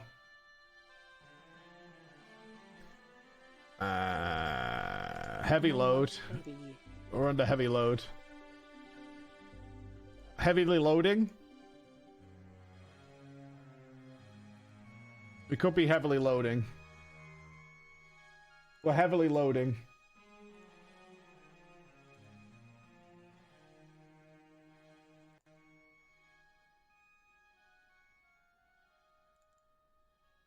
Detch.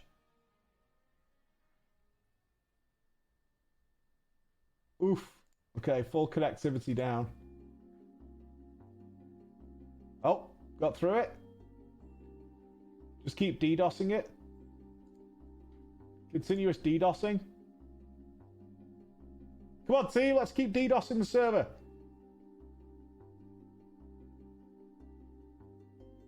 I've got no internet, which is a problem. According to this warning, I have no internet, which is problematic. Yeah, it'll clear pretty quickly.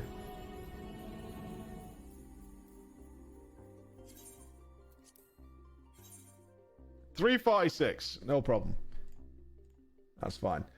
This is a spicy comment, but the core issue we had here is the DPS check, especially the boss's max HP setting was a mistake. Yeah. And this wasn't to say that the situation was positive or anything, but due to the numerical mistakes made, we ended up creating this situation in the end, and for that, we are truly sorry. One thing to note, though, I don't know why people seem to think that the adjustment team and development team are two separate teams, but they're one and the same. The battle system team also perform adjustments on the battle, and they definitely repeated the process of clearing the content they themselves created before releasing it to the public. But, well, you know, this is troubling, because we still have a disparity of 1 to 1.5%, no matter how hard we tackled the matter, and we definitely did our best to ensure the situation doesn't occur, and we did increase staff members for that team itself, but it's troubling. Well, one of the solutions we can think of that is ideal is to lower the DPS check and the hurdle lower than our projections. But as stated in our announcement in the past, considering we're creating high difficulty content here, we definitely want players to feel like they're getting closer and closer to the DPS check required with each attempt. So we aimed for the numbers that barely make the cut and adjust it that way. We don't want to give up on that setting that we settled with. Well, I do think you're right in what you're saying here. Well, what I can say here is that we will do better next time. He doesn't know what the problem was. That's what that sounds like. We're not sure. There was an issue somewhere compared to the usual way of doing it. We're not sure what it was. To preserve their honor, and this isn't related to anyone here, but I can say that there aren't many games that underwent such precise balancing. Still, 1.5%. To tell the truth, I do want to find a solution to the problem where jobs are locked out from raids, where jobs aren't locked out. It's a difficult thing to address because we did a lot to reduce the possibility of it happening. Huh. Okay. I know I kind of say this a lot recently, but we've seen many cases where only a portion of information was spread like wildfire, and that incomplete information was treated as if it's some absolute truth. And that is something I want to prevent it from happening. But again, one can apply this to almost every information contained online, so I don't have an effective way to address this. So the safest approach we can take is to lower down the difficulty in general and make the content easily clearable. Sure, it's a safe approach, but I wonder if it's actually healthy for the game. Yeah, please allow us to keep challenging the numbers, and we promise to fix them quickly when mistakes occur, and that's the stance we want to maintain if we can help it. We also discussed on including staff members where their job is to only hit the dummy continuously, and we did put out our recruitment, but not many would be willing to take that job. So yeah, we're thinking a lot on this. I'm aware this seems like a non-answer, but this is an issue we'll forever struggle on, and that is what I can tell you for now. That's really... That's really interesting. I like that he's not knee-jerking it. It's like, we're not sure where the problem occurred. We did our best. And it didn't work. Not really sure why, but we'll keep trying. That is interesting. I love Glam, but I've always had to depend on external sites to look at how dungeon equipment and equipment that cannot be sold in the market board. So I would like a feature in the game where I can freely check on how the equipment would look like on my character, like a catalog or something. No, I mean, since we implemented the fitting room feature for the shop, the Mog Station one, it is actually possible. We can do this, but I'm thinking more on the management aspects involved. With the equipment that is dropped in specific dungeons, as well as equipment which is craftable, well, then I say I don't mean Instance Dungeon X, but the item ID itself. It will also change the management data when changing locations as well. Yoshi P starts to mumble about if using this method would work. Still, it isn't impossible to pull off. Mumbles more. Fuck's sake. Oh, God. I feel really bad. They clearly want to have, like, a WoW-style system, and it just doesn't fit. It's just a fucking round peg and a square hole, and it's like, we can hammer it in there somehow, but it's gonna be a fucking mess. It's gonna suck. Like,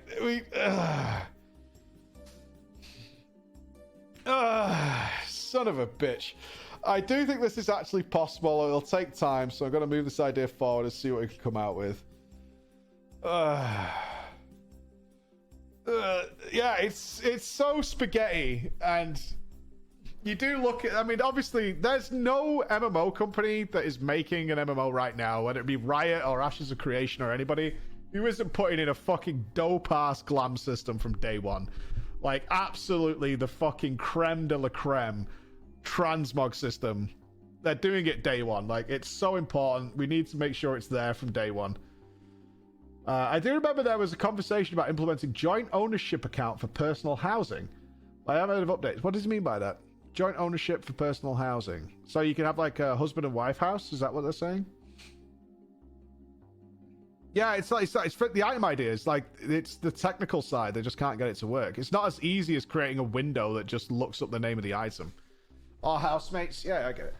About this, due to how the priority we have for other housing related is currently higher in the list right now, we can't really touch this one yet. As already mentioned a little during the live letter earlier, our priority right now is further optimization of adding more housing wards so that more players who want a house can obtain them. So we have already invested our cost in this, so please wait for a bit. Yeah, they're focusing on making sure everybody can get what they want. Cool.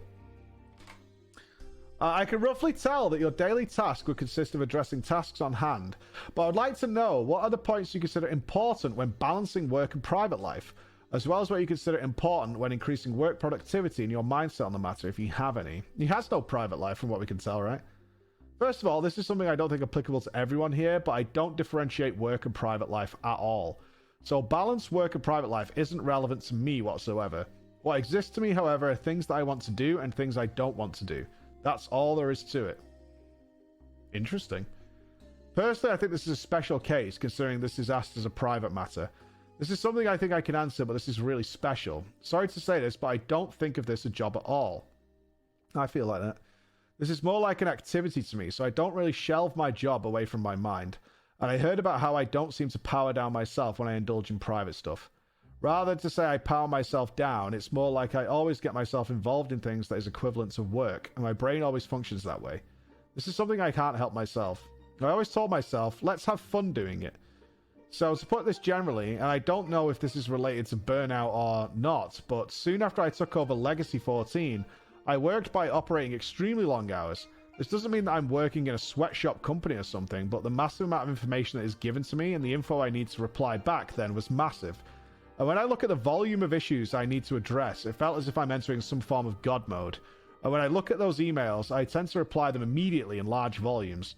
So much that I couldn't catch sleep even if I wanted to. The reason is because I need to be able to answer these massive issues I'm facing in both massive amounts and short time. Until I get everything sorted out, all I did was replying to questions that was given to me until I got cut off. And once I replied everything back, I slept for a good 3 hours, woke up, and on the next day, addressing another massive amount of emails given to me. I hope he doesn't die young. Like, relatively young. To address everything without I don't mean that in a morbid way, but, like, continuously pushing your body to that extent is gonna have some ramifications at some point. It's going to, right? To address everything without leaving anything behind, well, what I listed above was just an extreme example, but rather to say that there is a switch I can't turn off myself. It's more like I do so because I don't want to leave behind things unresolved. And when I think about what is that thing unresolved, it becomes some sort of hint to me. This is not to say you need to address what is unresolved in your mind, but it's more of a question on why this is something that is unresolved. Like, is there a due date you need to meet and it's getting closer? If that due date is something you agreed to clear, then you have to get serious, thinking, no, this is not some game here. So yeah, I think it'll be fine if you can find a reason you can agree on and identify. A question for Yoshi P as a warrior of light here. Throughout A Realm Reborn to Endwalker, are there any dialogue lines that are your favorite, or is the one that left you the most impact on you? Oh, that's really hard. Well, I do have several dialogue lines that I like, but to pinpoint on one specific is not something I can easily do. One thing I want to convey through 14 the most is that there is no such thing as absolute harmony in that world, and interpretations can change depending on position and stance. I never like a proper divide between allies and enemies, and each of them have their reasons and motives to fight. What lies ahead once we fully understood them, and from there we find ways to work with them. This is something I want to convey through the entire story. This is told through stories through the perspectives of various characters, but at the end, there definitely has a future or hope where they all eventually put aside their differences and work together. And that's what we've been doing. So rather than finding favorites and dialogue lines, it's more of any dialogue that is related to the theme I mentioned above. When that happens, I go, yes, this is what I mean. I don't think any argument that is related to win or lose actually matters here, because it will make players decide on which one is the winner and which one is the loser. And that doesn't contribute anything positive to me, nor my opponents as well. And that is my thought on the matter. This applies to war, education, culture, discrimination. They're all the same for what I want to convey to, and maybe it's time we put a stop to this. I mean, that is very, very highlighted through Shadowbringers and Endwalker. It's the reason Emmett Selk is loved so much. Oh, I'm in the game! Is there anything else super relevant? Don't log me out. Don't log me out. Black Mage and Regeneration Ticks, don't really care. The Ishgard Restoration. I think there's a lot here, actually. We might go back to this tomorrow. Let me, bookmark. Let me do a bookmark. A bookmark. Ooh-hoo-hoo.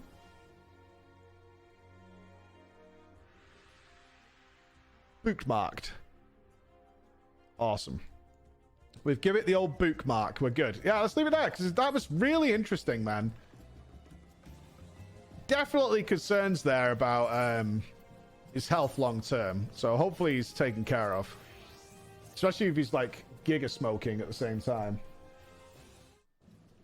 I bet someone brings him food and stuff. Return to FF8 next week. Looks like you'll be busy this week. We'll see. I try not to plan that too far in ahead. Like, we left FF8 on kind of a cliffhanger. I'm aware of that. But yeah, this we'll go back to it when the time allows, essentially. That is how we will work it. Where are we going? We're going Charlian, I guess. Who's first to go and get their dailies done? Gotta get me dailies done. In fact, we should do that. We should do that. We should go and get we should go and let's go see the jellies. I should get as much of it as I can. And then we don't. I'm not rushing Hildy. Hildy's coming last.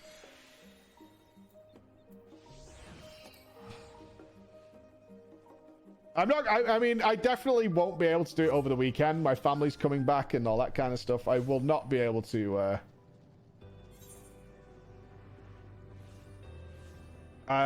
Do we know where to start? I didn't pay attention. The red quest. Oh, it's there. Okay. I guess I need to change to my botanist. Such a jam.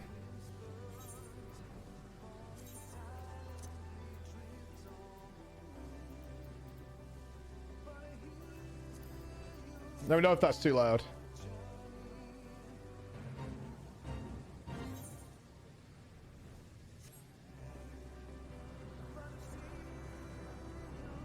Nothing's changed in the environment, right? A new star had shown up here. Anybody noticed anything changing? Kind of curious.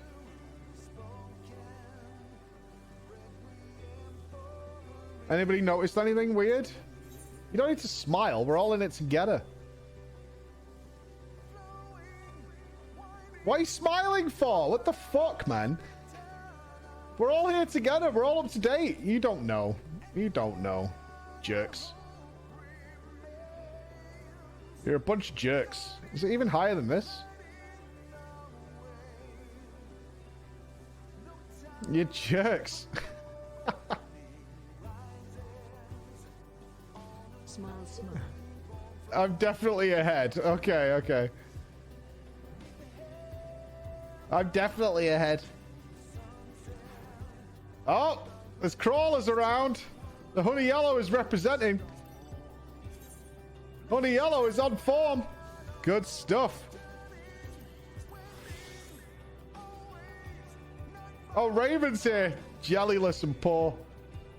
Harv's representing. Jamming Way.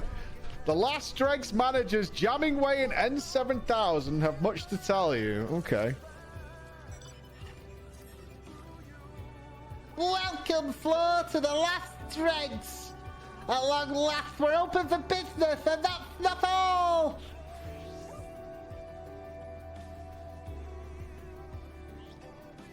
This unit recommends you allow the squeaky life form to elaborate. Please be advised that this recommendation does not extend to other conversations.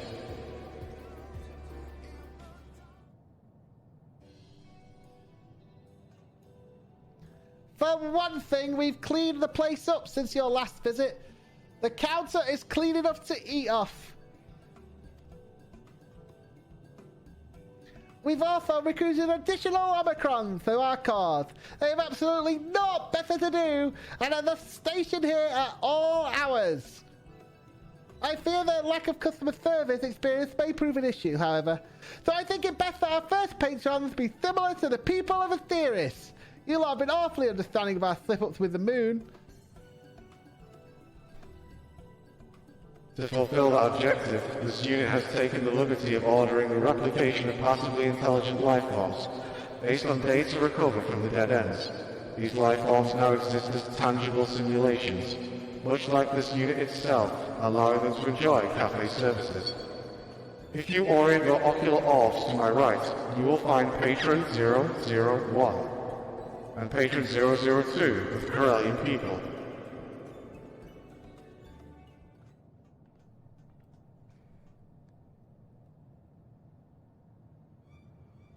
Prepare to die, traitor. I shall now obliterate your hideous helm and your belligerent brain with it. Ideological alignment with the global community is the only way to restore peace. That and the utter annihilation of our enemies. Yeah, well, you would say that, you fucking mongrel. You have long since ceased to be beyond the leash around your neck, mate. Or perhaps it's that tasteless headwear that's cutting off oxygen to your brain. You and your masters know naught of righteousness. The peace you offer is like but apathy, self-determination, subjugated to full of yoke. Pray that you at last know freedom in death.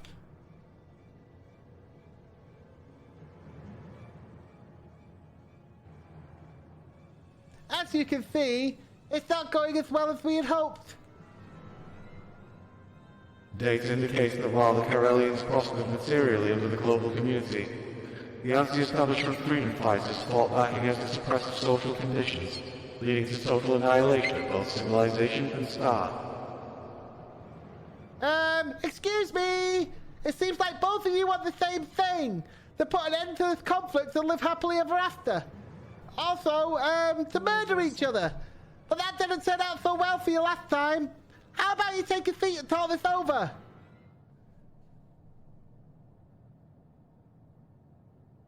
And we can all settle it over a fine beer. I suppose this will have to do for the time being. For you see, I have something even more important to tell you. With me!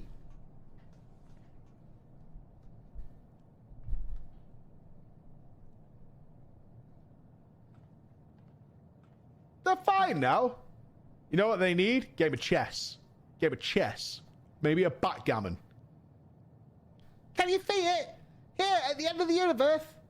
A new star has been born. That's why you were smiling. You fuckers. You absolute fuckers. Huh?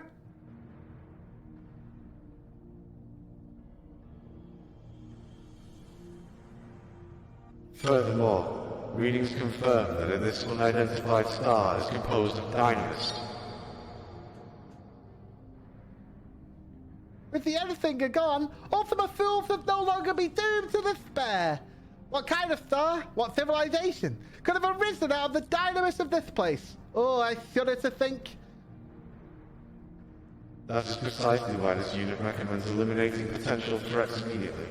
The looming spectre of a hostile civilization is not conducive to carrying out current orders to live. Have you learned nothing from the Corellians? We cannot simply go about annihilating everybody who looks at us askance. Besides, It would be a shame to waste any potential resources the star has to offer. It's not as if we're rolling in tea leaves over here. This unit finds the evidence to killable life form's outlook to be intolerably naive. Intolerably naive. The Loprits are intolerably naive. I'll throw you, empathy killable, you weird-looking fork. Rude. Anyway, I propose that with your help, Flo, we first investigate this newborn star. There'll be plenty of time for annihilating later, should such measures be called for. If both eminently killable life forms insist, you may access the research portal from base Omicron. This unit will accompany you for your own safety. Why are we presuming they're bad? Just because they're born from despair? Da-da-da-da-da-da. We show them a Caddyshack movie. It's all good times.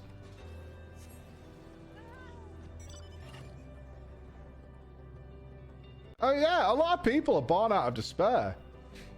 Jelly check. Any jellies?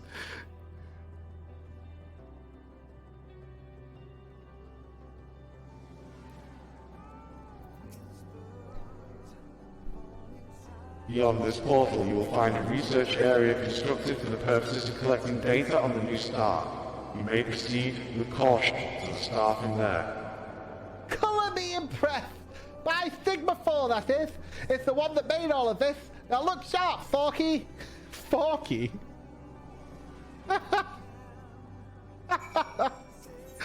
Forky. A little different than Toy Story.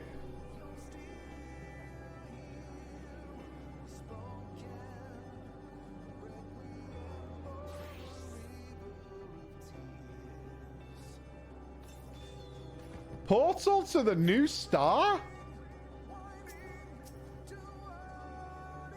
Faster than light initialized. What?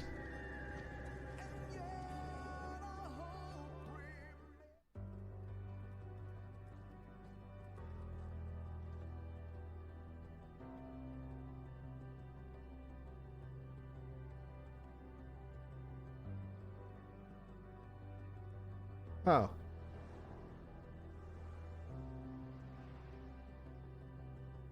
This is where we're deciding to build a cafe? If Ultima Thule is governed by sentiment, does this mean this huge thing came straight from someone's heart? Initializing scanner upon its surface and core. Environmental scans inconsistent with data from previously recorded planets. No signs of civilization detected. This unit can only assume that the star is entirely new. Unlike anything seen before.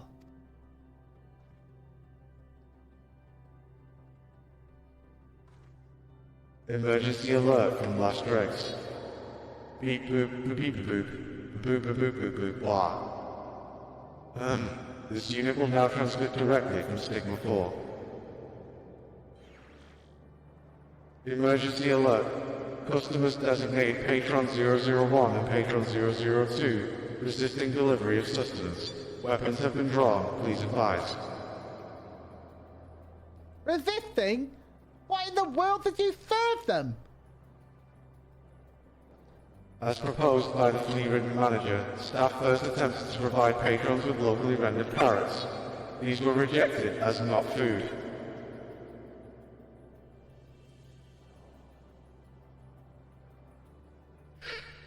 Cordona oil and Omicron grease were also rejected, despite databases indicating that these substances fulfilled 95% of the criteria for designation as food.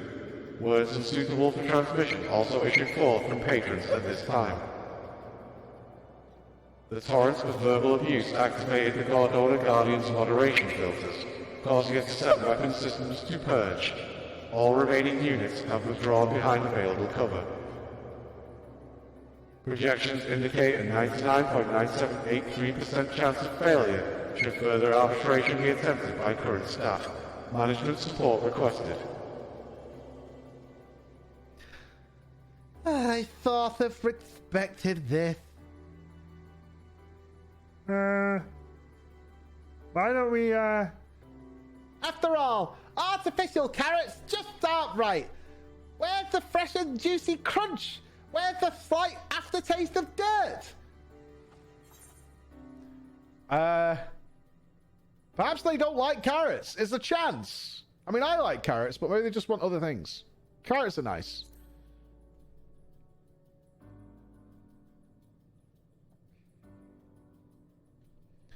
I don't know why anyone would bother putting other things in their mouth when there are perfectly good carrots lying about. But very well. I suppose we'll need to concoct some sort of nutritious admixture. Data indicates that cultivation prospects of Ultima Thule are abysmal. To manufacture ingredients would require a dedicated production plant. Given the fate of our aforementioned carrots, that simply will not do. But what of this new star? Could it not be used to cultivate the fresh culinary ingredients we need? I have an island. It grows very well there. Oh, I can see it now! Our customers' contentment upon tasting the most delicious and nutritious cuisine they've ever had. The fight should delight me as much as 100 carrots of happiness at least. Oh well. Did our emotions force dynamis of growth?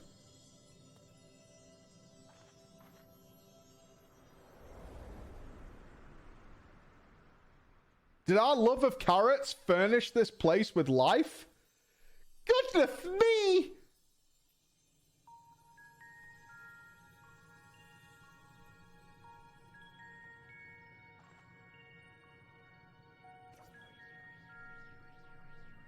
Scanning the soil. Acidity, moisture content, and temperature within acceptable parameters. And it's soft under my paws, as if it's simply begging for cultivation. Indeed, analysis indicates that a 56.2% of cultivars registered to database during prior conflicts with organic civilizations would be suited to this environment.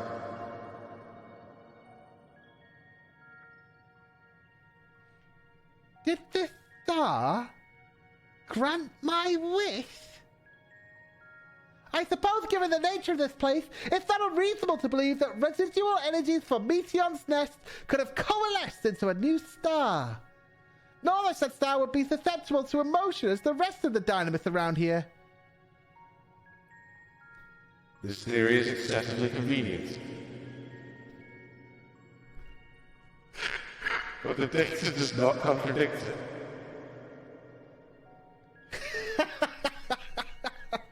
This is remarkably convenient. Almost to the point of ludicrousness, but still. Your ability to insult me even when we're in agreement never ceases to amaze. Fortunately for you, I have better things to do than bicker with a bucket of bolts right now. Oh, magics of creation, feel the craving deep within my soul and grant me endless carrots! No. We should get some cows up in this bitch. Yeah? A little bit of lambs. That's what I'm saying. Perhaps gluttony does not qualify as an emotion. Fat ass rabbit. Bugger. Yet my hopes for the cafe do, apparently. Like my, however sincere visions of carrots specifically, the intangible hope for a potential future took form as tillable earth. In this case, perhaps the joy of as yet unrealized possibility is the key to success here. Thus, we shall call it... Oh god, no, please. Jamming Way should not be naming anything. In fact, I should be the only person who can name things. Elysian! Alright. A joyful land where our hopes may come to rest.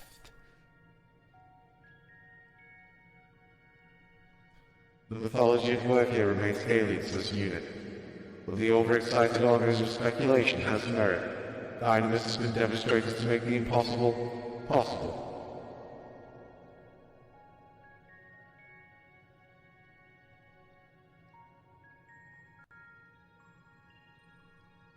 However, the data also shows that it lends itself as easily to ill as to good. If the beings of Ultima Thule succumb to despair once more, the consequences will be dire. This unit does not even need to run the calculations to be sure. Oh, by all my carrots! I forgot all about the customers. We must ascend to them with all haste, lest they warp the nature of the star.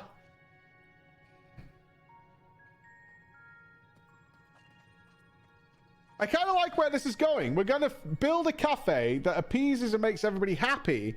And that joy is going to keep filling everything with happiness and grow more things. We're going to grow our stuff with the power of love.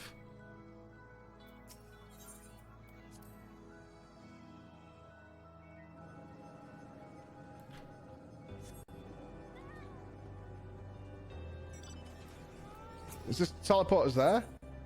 Ha! Imagine flying, dipshit. Robot slaves. I mean, they are robots, right?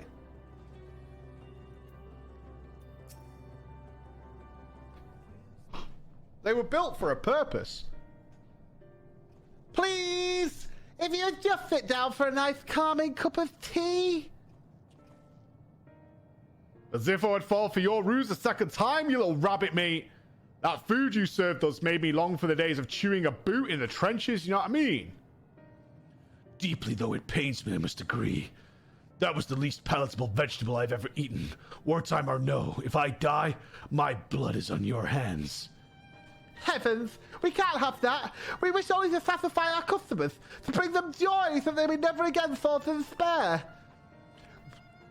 What dishes would bring you joy, if I might ask? Normal food. Like beans and beef and burgers and like steak. I had some nice like turkey last night. I had it on like a wholemeal pitta. You know what I mean? It was pretty good. A little bit of rice to go with it. It's like manufactured according to specs that I could not even begin to guess at, but I would take anything, even approaching normal at this point. Maybe like even a salad. You know what I mean? As long as there are none of those genetically modified logs in this time. I see. 2 salads with completely organic ingredients coming right up. How soon your pet paltry grey matter forgets. There is a dearth of produce in this corner of the universe. Even on the new star, seeds will require time to grow. Oh, but surely Floor could do something about that. You are a bosses, are you not? Surely there must be some manner of edible floor around here, inconspicuous though it may be. And I dare say local ingredients are something of a conversation starter. Well, that could be the next step towards our patrons resolving their differences. Wouldn't that be lovely? Okay. You need only relax and wait. We will serve you delicious salad yet. Reluctantly reviewing natural resource database. Promising nodes located.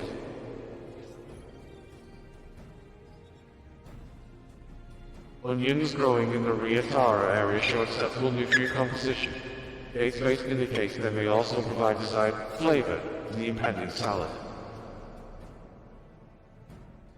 While you do that, we'll see if we can't scrounge up a few more ingredients from our stores. Though I still can't imagine why one would prefer other foodstuffs to carrots. I must admit, I find this culinary experimentation rather invigorating. How long are you realistically going to wait for a salad? Right? How long are you realistically going to sit around while someone makes a salad? I predict not that long. Prime alien onions? Is this not showing up on my map? Whispers. Is there a it's probably a place I've not discovered yet. I mean, given my situation, am I being blind? I don't think so. It does? Am I being blind?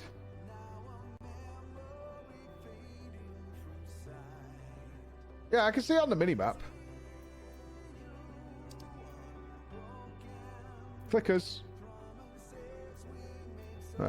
I'm saying, I was wondering if it's over there, or it might have been an island here that I hadn't seen. You know? I'll find it. Don't worry. I've got my minimap marker. I was wondering why it wasn't on there. We're all Gucci. I hope I can pick it as an uncapped paw. An uncapped paw.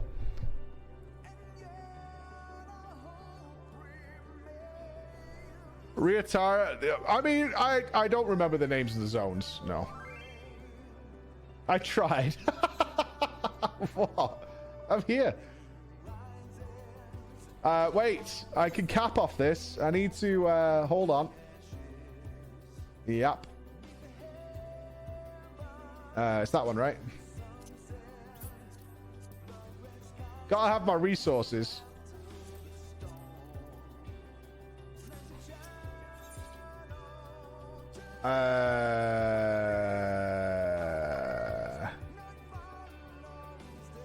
No? Can I not see it? Am I too poor? What is this? Is it just the wrong node? Wrong place. I'm being so confused. Ah, there we go. Never mind. Got it. Never mind. Shut up! Don't make me cover you up. I will. I know what I'm doing. I don't need your help.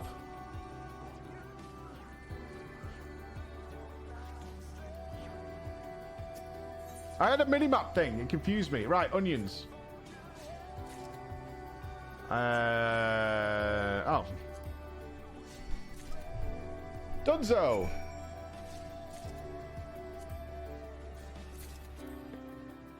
Frankly, that's a skill issue. Shut up.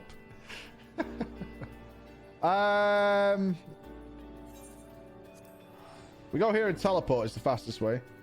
Yeah.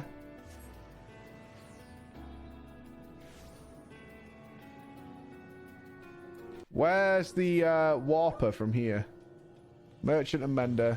That's to go to the research place. Portal to A4. You are married. I just walked through it, but I can't remember the exact map location. Is it not from base Omicron? You go to A4 first. 2 teleporters.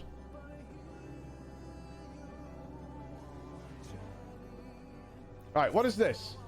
When gathering collectibles, you may come across prime collectibles, items whose composition is in flux.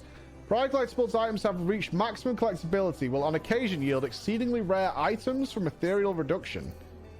Moreover, these prime collectibles may also become sublime, where they are gathered with maximum collectability, which guarantees a yield of rare items from ethereal reduction. A higher gathering rate increases your chance of prime collectible becoming sublime. Okay.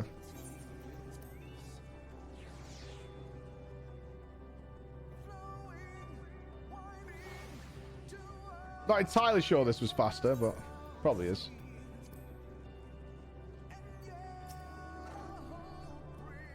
The return of allied life form flora is most welcome. This unit can only hope that the other organic life forms will now cease their whining.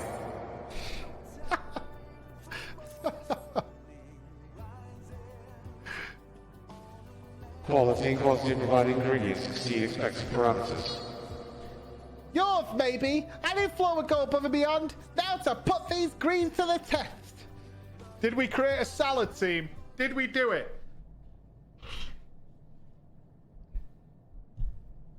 It's glowing.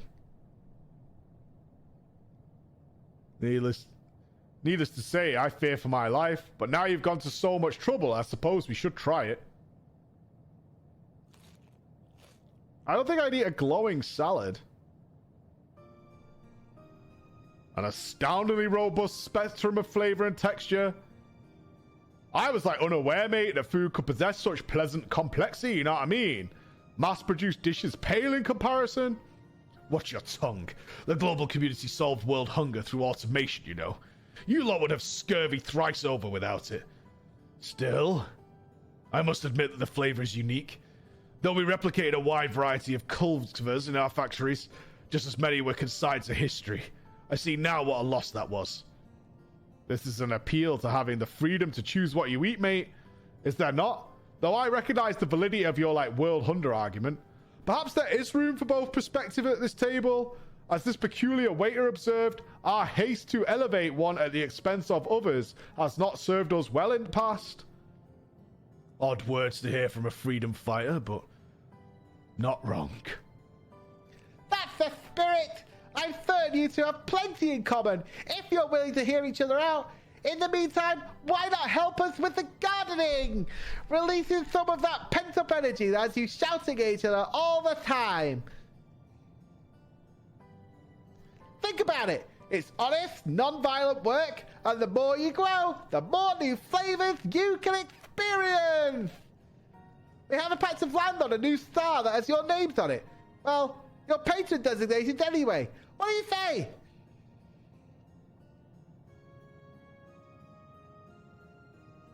I cannot claim that I'd be happier on the battlefield. I fought in the name of peace until there was naught left to fight, or to fight for. There has to be a better way. Maybe it's safeguarding life rather than taking it. I'll find out what that is. This starter had to have been a really good salad. It solved war. It literally brought an end to war. I hesitate to allow my ethos with that of a global citizen. Yeah, it is true that we now have the freedom to choose a better future.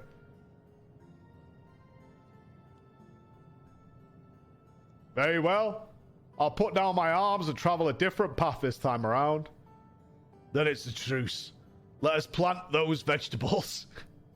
Oh, I smell hope. It smells like carrots and happiness. If you were wondering, perhaps Alicia can smell it too. Inconclusive and 80% nonsensical. However, possibilities resulting from this unlikely alliance approach the infinite. I suppose that means we'll have to go and see for ourselves. Come along, patrons!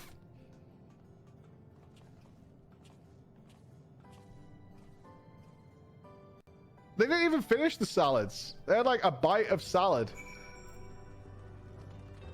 They literally just had a nibble of salad and we have solved war. This is all we need. Do we go back to A4 to get to the new star? I think we do.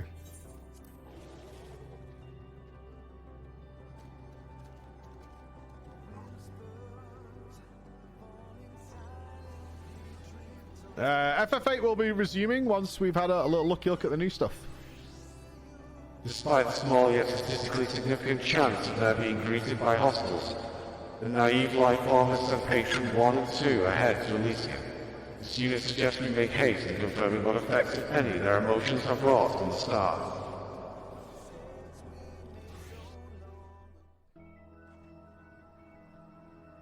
Offense! Uh-oh.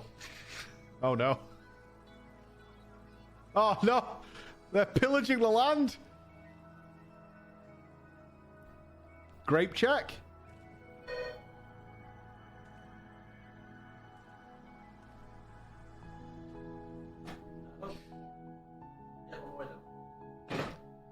The Corellians' heartfelt hopes for a peaceful future have taken form as resplendent gardens, and they have constructed a giant factory on top of it.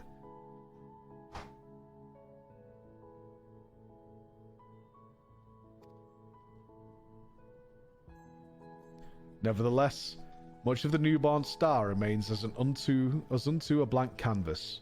What other hopes will the power of Dynamis bring to life? This is not Balan Garden.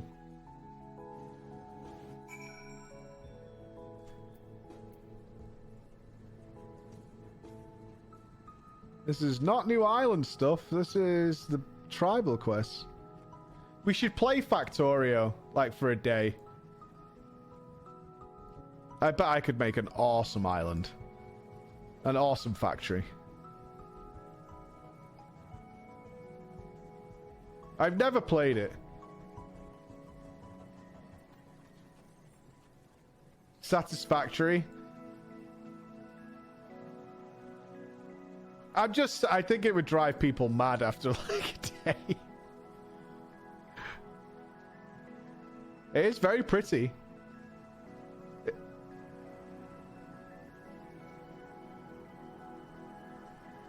F. E. There's a clue here to Endwalker. We just have to look deep enough.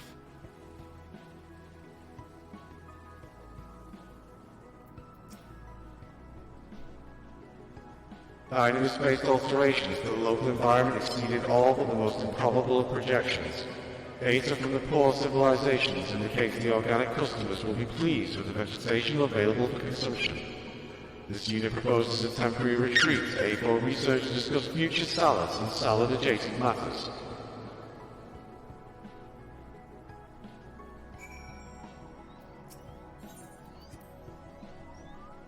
Salad adjacent. So, like sauce?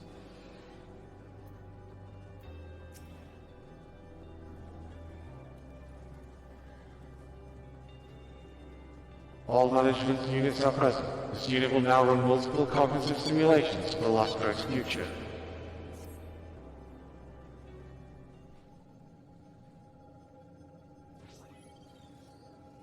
Checking. We're going to be profitable? Thinking emoji? Analysis complete. Simulations suggest that further consultation with reconstructed life forms and changes to the nature of Elysium will both be beneficial in increasing future customer satisfaction.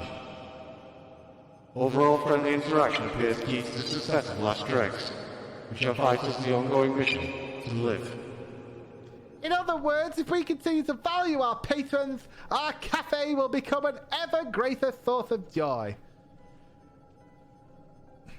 This unit would not make such a fanciful projection, but nevertheless agrees with the general trajectory proposed. The ongoing assistance of allied life on floor will also be invaluable. Will you continue to act as management unit? You want me to be the manager? I'm in. I'm in. Your cooperation is appreciated. In preparation for the next phase of operations, this unit proposes strategically repositioning Matrix Stigma 4 to this location, that it may better assist in coordinating planetary and cafe objectives. Transmission of orders will commence at your signal. Engage. Engage.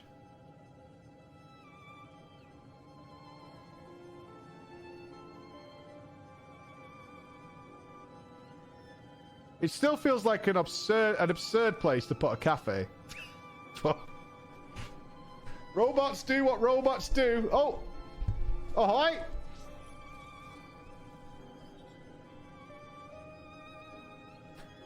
Retro thrust is on cooldown. Initiating matrix installation.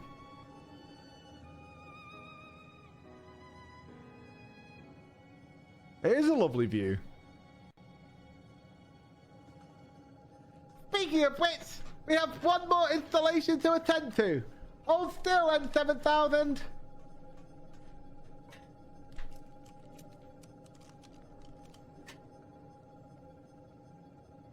Are we giving him a penny? Has he got an apron on?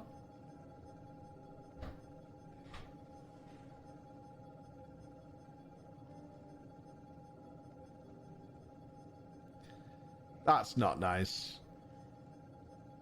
That's really not nice. That's really mean. That is really mean. Perfect! Now I can tell which Omicron the insults will be coming from. It also signifies your role in this operation quite well, does it not? Crude yet effective. This unit will consent to wearing the large-eared lifeform's primitive accessory. Yeah, this is Zeppler pandering at this point. Now, my loyal crew, some work! The possibilities are infinite! There's so much to be done!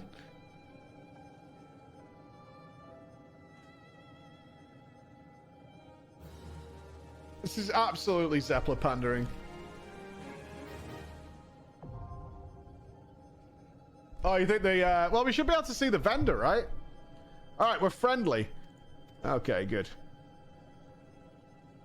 The Zeppler 7000.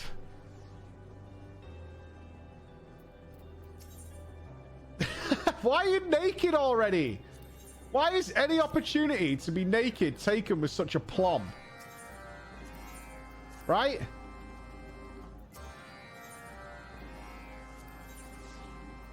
It's like as soon as it starts, instantaneous nudity. Gather clumps of grass. What did we get? Was it the other stands? That stands this. Ha! So we're happy boys. Yeah, almost. What we missing? We're missing the cams. All right, Pudding. What's up? What's up, pal? You all right? What do you think from the shop, right? Which one? Goods Morrison's. No, I didn't. Because of this thing. Yeah, were you getting him a can of dog food, actually? I didn't bring any food today, just any beefy dog food. Wet food or... Yeah, wet food is fine. That's good. Thanks, Chris. Chris is going to get you some food, because I didn't bring your food today. Because I'm filled with hatred and darkness. That's why.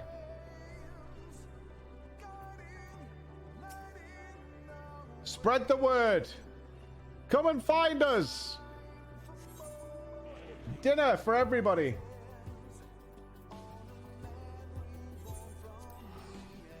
Where's the pickers? There. Pickers. I don't know if you need certain gathering perceptions to do tribal quests. I think it said anything over level 80 is fine. Anything over level 80 is good shit.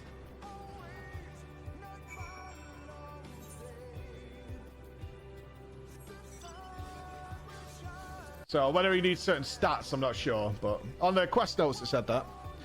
Yeah, we'll do this, and then we'll unlock... what? Chris is going out. You're not going out, Ben. Oh, we can be a skippermans at the tribal stuff. Until we get to do a silly dance.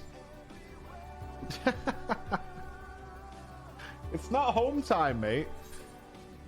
Sorry to tell you.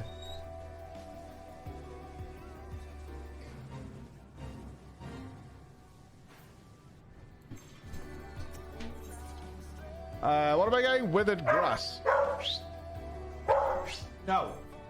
None of that. No. No.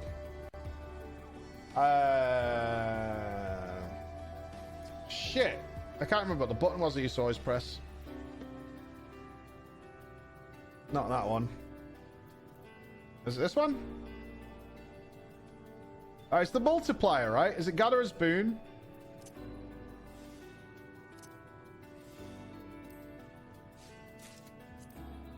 Yeah.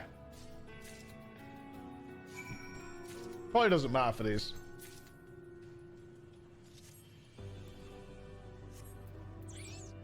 And this one is over there.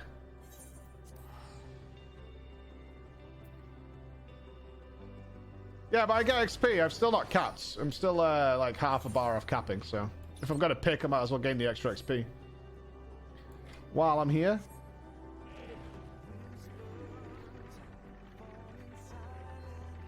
Is that on Elysian? Oh, it is on Elysian. True. True, true, true.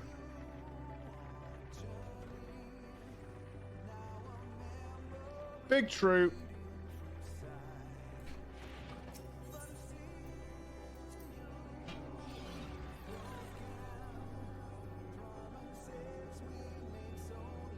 And the Elysian. There we go. Not sure about this double portal business.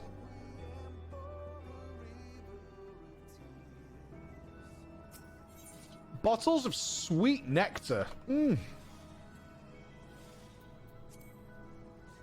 Hook me up.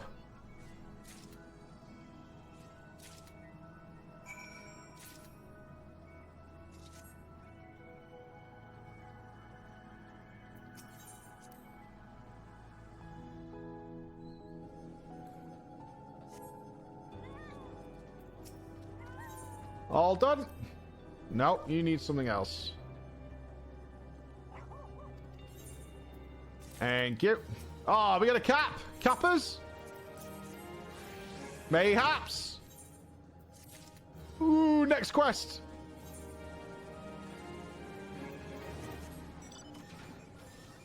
Next quest is the cappers. Come on, baby. Although I do want to finish the story in Charlian with that thirsty girl. There you go.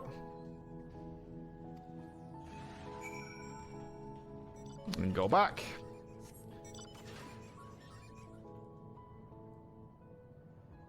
Come on, cappers. I need to empty my inventory before we go dungeoning. Fear the Reaper, baby! We capped our profession. Yes! We got there. Mentor imminent. What have we learned? Wise to the world. Grants another gathering attempt when gathering collectibles. Restores integrity. Can only be executed while under the effects of a eureka moment. Okay. Oh, we're basically a mentor at this point, for sure. Alright, let's ditch some inventory shit, and then let's go unlock the power of Nanimo.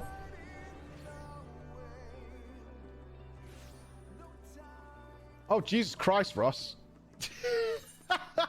Scared me to death. Oh, we're not too bad, actually. Oh, we got plenty of room. Okay. Charlian, then. All right. Let's head off to Charlian.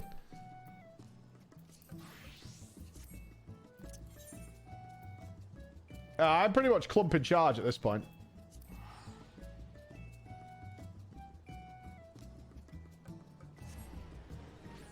I'm not throwing anything away. Relax, guys. Era Rose, thank you for 10 gifted subs to everybody. Praise be. Penry, Breezy, Game Maniac, and Rem. Thank you all for the subs, guys. Okay, let's...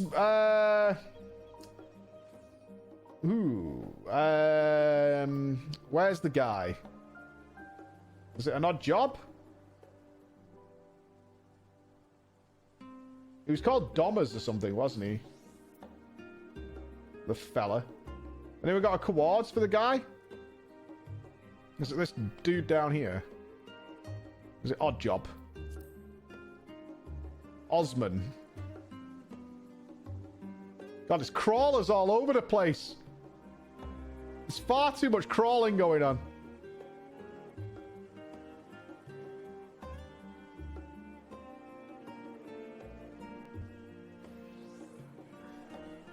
I think we're in the right place. I can't even load the guy.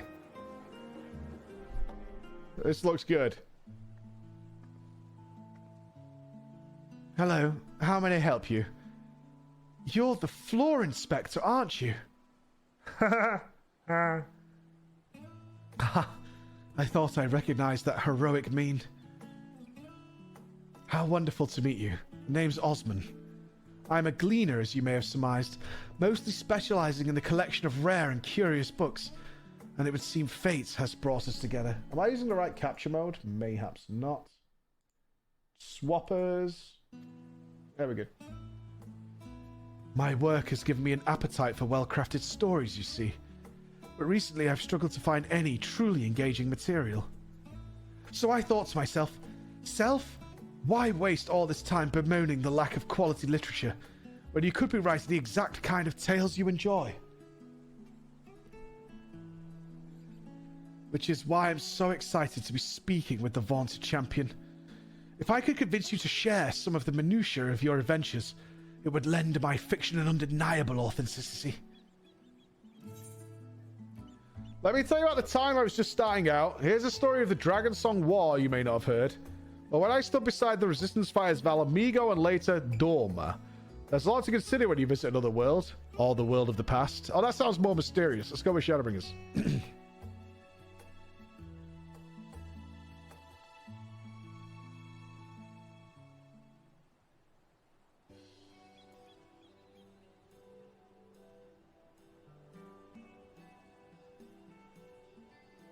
This guy in the back looks giga stressed, right?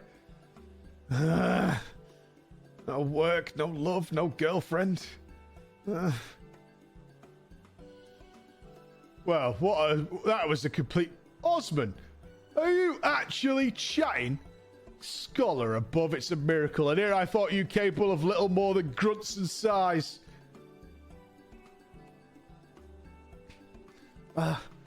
May I introduce Shallow Moore, my colleague and eternal tormentor?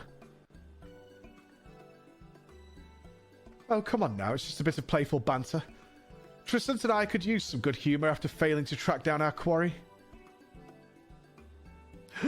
I'll be damned. Floor Inspector.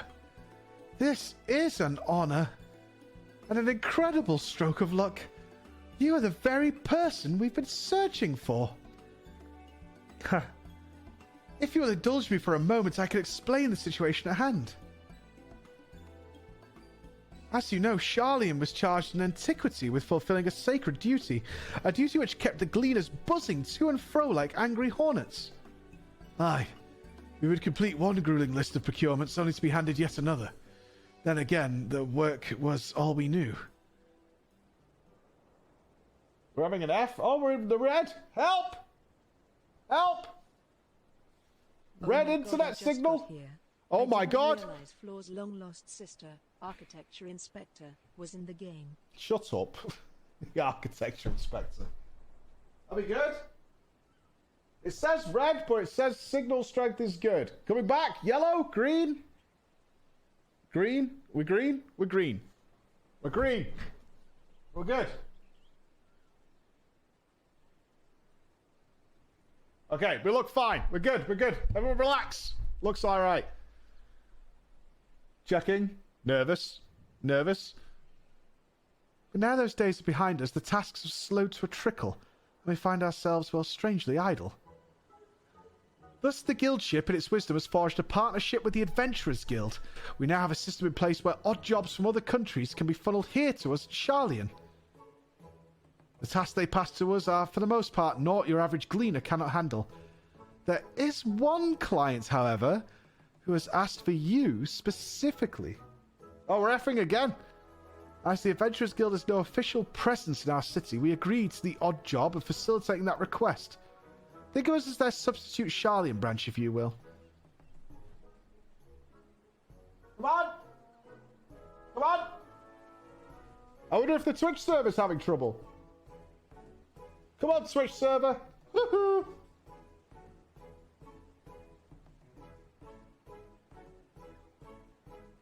We may have to change Twitch servers.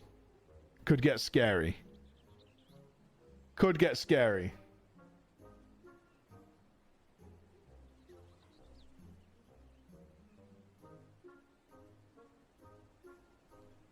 I think it's happened. Yeah, it's definitely bad. We're dropping like thousands of frames. Okay. We gonna switch server. No, I can see it on our side. Yeah.